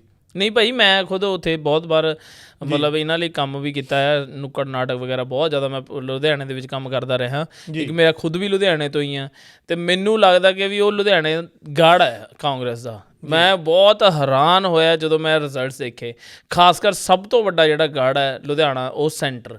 ਮਤਲਬ ਸੁਰਿੰਦਰ ਅਡਾਵਰ, ਮੈਂ ਮੰਨ ਨਹੀਂ ਸਕਦਾ ਸੁਰਿੰਦਰ ਅਡਾਵਰ ਜਿਹੜੇ ਇੰਨੇ ਟਾਈਮ ਤੋਂ ਜਿੱਤਦੇ ਆ ਰਹੇ, ਔਰ ਉਹਨਾਂ ਨੇ ਕੰਮ ਵੀ ਕਰਾਇਆ ਹੋਇਆ ਉਸ। ਇਹ ਸਿਰਫ ਆਪਸੀ ਜਿਹੜੀ ਖਿੱਚੋਤਾਣ ਹੈ ਕਿ ਤੁਸੀਂ ਜਿਸ ਸ਼ਖਸ ਨੂੰ ਹੁਣ ਮੁਖੀ ਬਣਾ ਕੇ ਉੱਥੇ ਖੜਾ ਕਰ ਦਿੱਤਾ ਆ, ਇਹਦਾ ਮਤਲਬ ਤੁਸੀਂ ਘੱਟ ਤੋਂ ਘੱਟ ਨਾਲ ਤਾਂ ਤੁਰੋ। ਬਿਲਕੁਲ ਹੀ ਤੁਸੀਂ ਤੁਰੇ ਕਿਸੇ ਹੋਰ ਪਾਸੇ, ਬਿਆਨ ਤੁਹਾਡੇ ਹੋਰ ਪਾਸੇ ਜਾ ਰਹੇ ਆ, ਤੇ ਫਿਰ ਜਿਹੜਾ ਤੁਹਾਡਾ ਕੇਡਰ ਆ ਉਹ ਤਾਂ ਫਿਰ ਜਿੱਤੀ ਚ ਰਹਿੰਦਾ। ਬਿਲਕੁਲ ਭਾਈ ਐਡਾ ਜੇ ਤੁਸੀਂ ਦੇਖੇ ਜਾਣ ਨਾ, ਆਪ ਪਾਰਟੀ ਦੇ ਵੀ ਜਿਹੜੇ ਉੱਥੇ ਜਿੱਤੇ ਉਹ ਵੀ ਕਾਂਗਰਸ ਚੋਂ ਨਿਕਲ ਕੇ ਗਏ ਹੋਏ ਆਪ ਚ ਨੇ ਜੀ। ਤੇ ਮਤਲਬ ਉਹ ਵੀ ਕਾਂਗਰਸ ਚੋਂ ਨਿਕਲ ਕੇ, ਲੋਕਾਂ ਨੇ ਵੀ ਉਹਨਾਂ ਨੇ ਇਹ ਨਹੀਂ ਦੇਖਿਆ ਕਿ ਵੀ ਹਾਂ ਵੀ ਪਾਰਟੀ ਆਪ ਪਾਰਟੀ ਵਾਲਿਆਂ ਨੂੰ ਵੋਟ ਪਾਉਣੀ ਹੈ। ਸ਼ਾਇਦ ਉਹਨਾਂ ਦਾ ਕਾਂਗਰਸ 'ਚ ਰਹਿ ਕੇ ਇੰਨਾ ਵਿਸ਼ਵਾਸ ਉਸ ਬੰਦੇ 'ਤੇ ਬਣਿਆ ਹੋਇਆ ਸੀਗਾ, ਤਾਂ ਉਹਨਾਂ ਨੂੰ ਵੋਟਾਂ ਪਾਈਆਂ। ਤਾਂ ਇਹ ਹੋਇਆ ਬੇਸਿਕਲੀ ਤਾਂ ਦੇਖੋ ਸੰਭਾਵਨਾ ਹੈ ਕਾਂਗਰਸ ਦੀ ਆਪਣੀਆਂ ਗਲਤੀਆਂ ਤੋਂ ਕੁਝ ਸਿੱਖਣ, ਸਿਰਫ ਮੈਂ ਤੋਂ ਜਾਂ ਆਪਣੇ ਆਪ ਤੋਂ ਉੱਪਰ ਉੱਠ ਕੇ ਚੱਲਣ। ਪੰਜਾਬ ਇਹਨਾਂ ਦਾ ਹੀ ਹੈ ਬਿਲਕੁਲ, ਅਦਰਵਾਈਜ਼ ਹੋਰ ਕੋਈ ਇਸ ਟਾਈਮ ਧਿਰ ਹੈ ਨਹੀਂ ਗੀ। ਤੇ ਹੋ ਸਕਦਾ ਫਿਰ ਇਹਨਾਂ ਸਾਰਿਆਂ ਤੋਂ ਨਾ ਖੁਸ਼ ਹੋ ਕੇ ਜਿਹੜੇ ਨਿਰਦਲੀਏ ਹੋਣਗੇ ਨਾ, ਕਿਤੇ ਉਹਨਾਂ ਦੇ ਨੰਬਰ ਨਾ ਲੱਗ ਜਾਣ। ਸੰਤੁਸ਼ਟ ਤੁਸੀਂ ਉਹਨਾਂ ਤੋਂ ਵੀ ਹੈ ਨਹੀਂ ਗੇ, ਪਰ ਕੋਈ ਹੁਣ ਬਦਲ ਹੈ ਨਹੀਂ ਗਾ। ਫਿਰ ਇੱਦਾਂ ਵੀ ਹੋ ਸਕਦਾ ਵੀ ਨੀਟੂ ਛੱਟਣ ਵਾਲਾ ਬਹੁਤ ਜ਼ਿਆਦਾ ਵੋਟਾਂ ਲੈ ਜਾਵੇ, ਉਹ ਵੀ ਤਾਂ ਫਿਰ ਇਹਨਾਂ ਦੇ ਮੂੰਹ 'ਤੇ ਚਪੇੜ ਹੋਏਗੀ। ਬਿਲਕੁਲ ਬਿਲਕੁਲ ਭਾਈ, ਨਹੀਂ ਇਹ ਤੁਹਾਡੀ ਬਿਲਕੁਲ ਗੱਲ ਸਹੀ ਹੈ। ਜੇ ਪੋਲੀਟਿਕਸ ਦੀ ਗੱਲ ਆਪਾਂ ਕਰ ਹੀ ਰਹੇ ਹਾਂ, ਵੈਸੇ ਵੀ ਪੰਜਾਬ ਪੋਲੀਟਿਕਸ ਦੀ ਗੱਲ ਕੀਤੀ ਹੈ, ਇੱਕ ਬਹੁਤ ਜ਼ਿਆਦਾ ਹੁਣ ਕਹਿ ਦਿਓ ਚਰਚਾ ਦਾ ਵਿਸ਼ਾ ਬਣਿਆ ਹੋਇਆ ਕਿ ਜੋ ਉਪ ਰਾਸ਼ਟਰਪਤੀ ਜਿਨ੍ਹਾਂ ਨੇ ਅਸਤੀਫਾ ਦਿੱਤਾ, ਅਤੇ ਫਿਰ ਹੁਣ ਇਸ ਵਕਤ ਪੂਰੀ ਮੀਡੀਆ ਦੇ ਵਿੱਚ ਉਹਨਾਂ ਦੀ ਗੱਲ ਚੱਲ ਰਹੀ ਹੈ ਕਿ ਵੀ ਕਿਉਂ ਦਿੱਤਾ ਜਾਂ ਕੀ ਹੈ, ਉਸ ਦੇ ਬਾਰੇ ਕੀ ਮਤਲਬ ਕੀ ਹੋਇਆ ਭਾਈ, ਉਹ ਕਿਉਂ ਅਸਤੀਫਾ ਦਿੱਤਾ ਗਿਆ? ਦੇਖੋ, ਜੇ ਤੁਸੀਂ ਗੱਲ ਕੀਤੀ ਆ ਜਗਦੀਪ ਧਨਖੜ ਹੋਣਾ ਦੀ, ਹਾਂਜੀ ਠੀਕ ਹੈ ਜੀ, ਉਪ ਰਾਸ਼ਟਰਪਤੀ ਨੇ ਅਚਾਨਕ ਆਪਣੇ ਇਸ ਪਦ ਤੋਂ ਅਸਤੀਫਾ ਦਿੱਤਾ ਆ। ਹੁਣ ਇਹਨੂੰ ਇੰਨਾ ਹਲਕਾ ਨਾ ਲਓ ਕਿ ਇਹ ਤਾਂ ਆਮ ਜੀ ਗੱਲ ਆ, ਇਹ ਆਮ ਗੱਲ ਨਹੀਂ ਹੋਈ। ਬਿਲਕੁਲ ਹੀ ਇਹ ਜਿਹੜੇ ਪਦ ਹੁੰਦੇ ਆ, ਇੱਥੇ ਤੁਸੀਂ ਆਪਣਾ ਪੂਰਾ ਸਮਾਂ ਬਤੀਤ ਕਰਕੇ ਜਾਂਦੇ ਹੋ, ਤੁਹਾਨੂੰ ਇੱਕ ਵਿਦਾਇਗੀ ਮਿਲਦੀ ਆ, ਤੁਹਾਨੂੰ ਮਤਲਬ ਕਿ ਤੁਹਾਡੀ ਸਿਟਿੰਗ ਹੁੰਦੀ ਆ, ਬਹੁਤ ਕੁਛ ਤਾਮ ਝਾਮ ਹੁੰਦਾ ਆ। ਪਹਿਲੀ ਗੱਲ ਤਾਂ ਮੈਂ ਇਹ ਦੱਸਦਾ ਕਿ ਜਗਦੀਪ ਧਨਖੜ ਹੋਣੀ, ਠੀਕ ਹੈ, ਅੱਜ ਬੀਜੇਪੀ 'ਚ ਬੈਠੇ ਸੀਗੇ, ਬੀਜੇਪੀ ਲਈ ਇਹਨਾਂ ਨੇ ਬਹੁਤ ਕੰਮ ਕੀਤਾ, ਲੇਕਿਨ ਧਨਖੜ ਹੋਣੀ ਜਨਤਾ ਦਲ ਤੋਂ ਸ਼ੁਰੂਆਤ ਕੀਤੀ ਸੀ, ਉਸ ਤੋਂ ਬਾਅਦ ਇਹ ਕਾਂਗਰਸ 'ਚ ਬੜੇ ਆ, ਫਿਰ ਇਹ ਬੀਜੇਪੀ 'ਚ ਜਾ ਕੇ ਬੜੇ ਆ, ਅਤੇ ਬੀਜੇਪੀ ਦੇ ਵਿੱਚ ਫਿਰ ਇਹਨਾਂ ਨੂੰ ਉਪ ਰਾਸ਼ਟਰਪਤੀ ਦਾ ਜਿਹੜਾ ਅਹੁਦਾ ਮਿਲਿਆ ਆ। ਜੇ ਆਪਾਂ ਉੱਥੇ ਲੋਕ ਰਾਏ ਅੱਜ ਦੇਖੀਏ ਨਾ, ਇੱਕ ਤਾਂ ਹੁੰਦਾ ਕਿ ਜਿਸ ਪਾਰਟੀ ਦੇ ਲਈ ਤੁਸੀਂ ਉਸ ਪਦ ਦੇ ਉੱਪਰ ਬੈਠੇ ਹੋ, ਉਸ ਪਾਰਟੀ ਨੇ ਤੁਹਾਡੇ ਅਸਤੀਫੇ ਦੇ ਉੱਪਰ ਉਹਦਾ ਜਿਹੜਾ ਮੁਖੀ ਆ ਆਪਣਾ PM ਆ, 14 15 ਘੰਟੇ ਕੁਛ ਤੁਹਾਨੂੰ ਮੰਨ ਕੇ ਬਿਆਨ ਹੀ ਨਹੀਂ ਦਿੱਤਾ ਕਿ ਤੁਹਾਡਾ ਅਸਤੀਫਾ ਆਇਆ ਜਾਂ ਕੀ ਆ। ਉਹ ਤੋਂ ਬਾਅਦ ਜੇ ਉੱਤੇ ਮਾੜੀ ਮੋਟੀ ਗੱਲ ਹੋਈ ਆ ਤਾਂ ਉਹਨਾਂ ਨੇ ਕਿਹਾ ਹਾਂਜੀ ਤੁਸੀਂ ਸਿਹਤ ਦਾ ਹਵਾਲਾ ਦਿੱਤਾ, ਅਸੀਂ ਤੁਹਾਡੀ ਸਿਹਤ ਦੀ ਚੰਗੀ ਸਿਹਤ ਦੀ ਕਾਮਨਾ ਕਰਦੇ ਹਾਂ, ਜਾਂ ਤੁਸੀਂ ਅਸਤੀਫਾ ਦੇ ਰਹੇ ਹੋ, ਚਲੋ ਕੋਈ ਗੱਲ ਨਹੀਂ ਹੈਗੀ, ਠੀਕ ਆ। ਉਹਦੇ ਤੋਂ ਬਾਅਦ ਤੁਹਾਡੀ ਪਾਰਟੀ ਦੇ ਵਿੱਚੋਂ ਇਹ ਆਵਾਜ਼ ਨਹੀਂ ਉੱਠੀ ਕਿ ਤੁਸੀਂ ਅਸਤੀਫਾ ਵਾਪਸ ਲੈ ਲਓ, ਕੋਈ ਗੱਲ ਨਹੀਂ, ਤੁਹਾਡੇ ਨਾਲ ਤਾਂ ਤੁਹਾਨੂੰ ਹਾਰਟ ਦੀਆਂ ਸਮੱਸਿਆਵਾਂ ਹੈਗੀਆਂ, ਤੁਹਾਡੇ ਨਾਲ ਤਾਂ ਆਲਰੇਡੀ ਇੱਕ ਚੱਲਦਾ ਫਿਰਦਾ ਡਾਕਟਰਾਂ ਦਾ ਕਲੀਨਿਕ ਜਾਂ ਕਹਿ ਲਓ ਹਸਪਤਾਲ ਤੁਹਾਡੇ ਨਾਲ ਰਹਿੰਦਾ ਆ, ਵੀ ਐਡੀ ਕਿਹੜੀ ਪ੍ਰੋਬਲਮ ਆ, ਅਤੇ ਤੁਸੀਂ ਕੋਈ ਨਹੀਂ ਅਸਤੀਫਾ ਵਾਪਸ ਲਓ, ਸਾਡੀ ਪਾਰਟੀ ਨਾਲ ਕੰਮ ਕਰੋ। ਸੋ ਇੱਕ ਤਾਂ ਇਹਨਾਂ ਨਾਲ ਪਾਰਟੀ ਨਹੀਂ ਖੜੀ। ਦੂਸਰੇ ਪਾਸੇ ਜੇ ਆਪਾਂ ਲੋਕ ਰਾਏ ਦੀ ਗੱਲ ਕਰੀਏ, ਇੱਕ ਹੁੰਦਾ ਨਾ ਵੀ ਤੁਸੀਂ ਮੰਨ ਲਓ ਕਿਸੇ ਸਕੂਲ 'ਚ ਆ, ਠੀਕ ਆ ਜੀ, ਤੁਸੀਂ ਦੇਖਿਆ ਵੀ ਚਲੋ ਆਪਣਾ ਹੈਗਾ ਤਾਮ ਝਾਮ ਹੈਗਾ ਆ, ਪੰਗੇ ਕਰੀ ਜਾਣੇ, ਸ਼ਰਾਰਤਾਂ ਵੀ ਕਰੀ ਜਾਣੀਆਂ, ਸਾਰਾ ਕੁਝ ਕਰੀ ਜਾਣਾ, ਇਹ ਸੋਚ ਕੇ ਕਿ ਲੈ ਸਾਨੂੰ ਕਿਹੜਾ ਹੱਥ ਪਾ ਜੂਗਾ, ਆਪਣੇ ਤਾਂ ਹੱਥ ਬਹੁਤ ਆ। ਐਂਡ ਦੇ ਵਿੱਚ ਫਿਰ ਜਦੋਂ ਤੁਸੀਂ ਸਕੂਲ ਆਪਣਾ ਲੀਵ ਕਰਨਾ ਹੁੰਦਾ, ਤੁਹਾਨੂੰ ਫਿਰ ਕਰੈਕਟਰ ਸਰਟੀਫਿਕੇਟ ਦਾ ਇਸ਼ੂ ਹੁੰਦਾ ਨਾ, ਉਹ ਤੁਹਾਡਾ ਪੰਗਾ ਪਾਉਂਦਾ। ਹੁਣ ਇੱਥੇ ਕਰੈਕਟਰ ਜਿਹੜਾ ਸਰਟੀਫਿਕੇਟ ਦੇਣਾ ਆ, ਇਹ ਲੋਕਾਂ ਨੇ ਦੇਣਾ, ਭਾਰਤ ਦੀ ਜਨਤਾ ਨੇ ਦੇਣਾ ਆ। ਹੁਣ ਧਨਖੜ ਹੋਣੀ, ਜਗਦੀਪ ਹੋਣੀ ਇਹ ਵੀ ਤਾਂ ਮਹਿਸੂਸ ਕਰਦੇ ਹੋਣਗੇ ਕਿ ਮੈਂ ਬੀਜੇਪੀ ਦੇ ਲਈ ਕਿੰਨਾ ਜ਼ਿਆਦਾ ਬੋਲਿਆ, ਮੈਂ ਬੀਜੇਪੀ ਦੇ ਲਈ ਉਹ ਕੰਮ ਵੀ ਕੀਤੇ ਆ ਜਿਹੜਾ ਉਪ ਰਾਸ਼ਟਰਪਤੀ ਨੂੰ ਅਸਲ 'ਚ ਸ਼ੋਭਾ ਨਹੀਂ ਦਿੰਦੇ। ਸੰਵਿਧਾਨ ਦੇ ਵਿੱਚ ਸਿਰਫ ਅੜਿੱਕਾ ਪਾਉਣੇ ਉਹਨੂੰ ਕਹਿੰਦੇ ਹੁੰਦੇ ਆ ਕਿ ਤੁਸੀਂ ਲੇਟ ਲਤੀਫੀ ਵੀ ਕੀਤੀ ਆ, ਤੁਸੀਂ ਵਿਰੋਧੀ ਪਾਰਟੀ ਨੂੰ ਕਹਿ ਲਓ ਵੀ ਮਤਲਬ ਕਿ ਛਿਕੇ ਟੰਗ ਦਿੱਤਾ, ਤੁਸੀਂ ਉਹਨਾਂ ਲਈ ਕੋਈ ਮਤਲਬ ਕਿ ਕਈ ਵਾਰ ਤਾਂ ਉਹਨਾਂ ਲਈ ਜਗ੍ਹਾ ਹੀ ਨਹੀਂ ਮਤਲਬ ਕਿ ਉਹਨਾਂ ਨੂੰ ਬੈਠਣ ਦਿੱਤਾ ਹੈਗਾ ਢੰਗ ਦੇ ਨਾਲ। ਹੁਣ ਜਦੋਂ ਤੁਹਾਨੂੰ ਭਵਿੱਖ ਦੇ ਵਿੱਚ ਯਾਦ ਕੀਤਾ ਜਾਊਗਾ, ਇੱਕ ਤਾਂ ਇਹ ਯਾਦ ਕੀਤਾ ਜਾਊਗਾ ਕਿ ਤੁਹਾਡੀ ਪਾਰਟੀ ਨੇ ਤੁਹਾਨੂੰ ਬਾਅਦ ਪੁੱਛਿਆ ਹੀ ਨਹੀਂ, ਤੁਸੀਂ ਉਪ ਰਾਸ਼ਟਰਪਤੀ ਸੀਗੇ, ਪਤਾ ਨਹੀਂ ਤੁਹਾਡੀ ਕਿਹੜੀ ਸਿਹਤ ਖਰਾਬ ਹੋ ਗਈ ਸੀ, ਤੁਸੀਂ 4 ਦਿਨ ਪਹਿਲਾਂ ਹਜੇ ਉੱਥੇ ਸਾਇੰਸਦਾਨ ਨੂੰ ਉਹਨਾਂ ਦੇ ਪੱਤਰ ਦਿੱਤੇ ਆ, ਨੁਮਾਇੰਦਗੀ ਪੱਤਰ ਦਿੱਤੇ ਆ, ਅਤੇ ਤੁਸੀਂ ਵਿਜ਼ਿਟ ਵੀ ਕਰ ਰਹੇ ਆ, ਅਤੇ ਹੁਣ ਤੁਸੀਂ ਕਹਿੰਦੇ ਮੇਰੀ ਸਿਹਤ ਖਰਾਬ ਹੋ ਗਈ ਆ। ਦੂਸਰਾ ਲੋਕਾਂ ਨੇ ਵੀ ਇਹ ਗੱਲ ਕਰਨੀ ਹੈ ਕਿ ਭਾਈ ਐਡਾ ਵੀ ਕਿਹੜਾ ਕੰਮ ਚੰਗਾ ਕੀਤਾ ਸੀਗਾ ਜਿਹੜੇ ਤੁਹਾਡੇ ਨੂੰ ਅਸੀਂ ਯਾਦ ਰੱਖੀਏ। ਸੋ ਦੋਨੋਂ ਪਾਸੇ ਨਮੋਸ਼ੀ।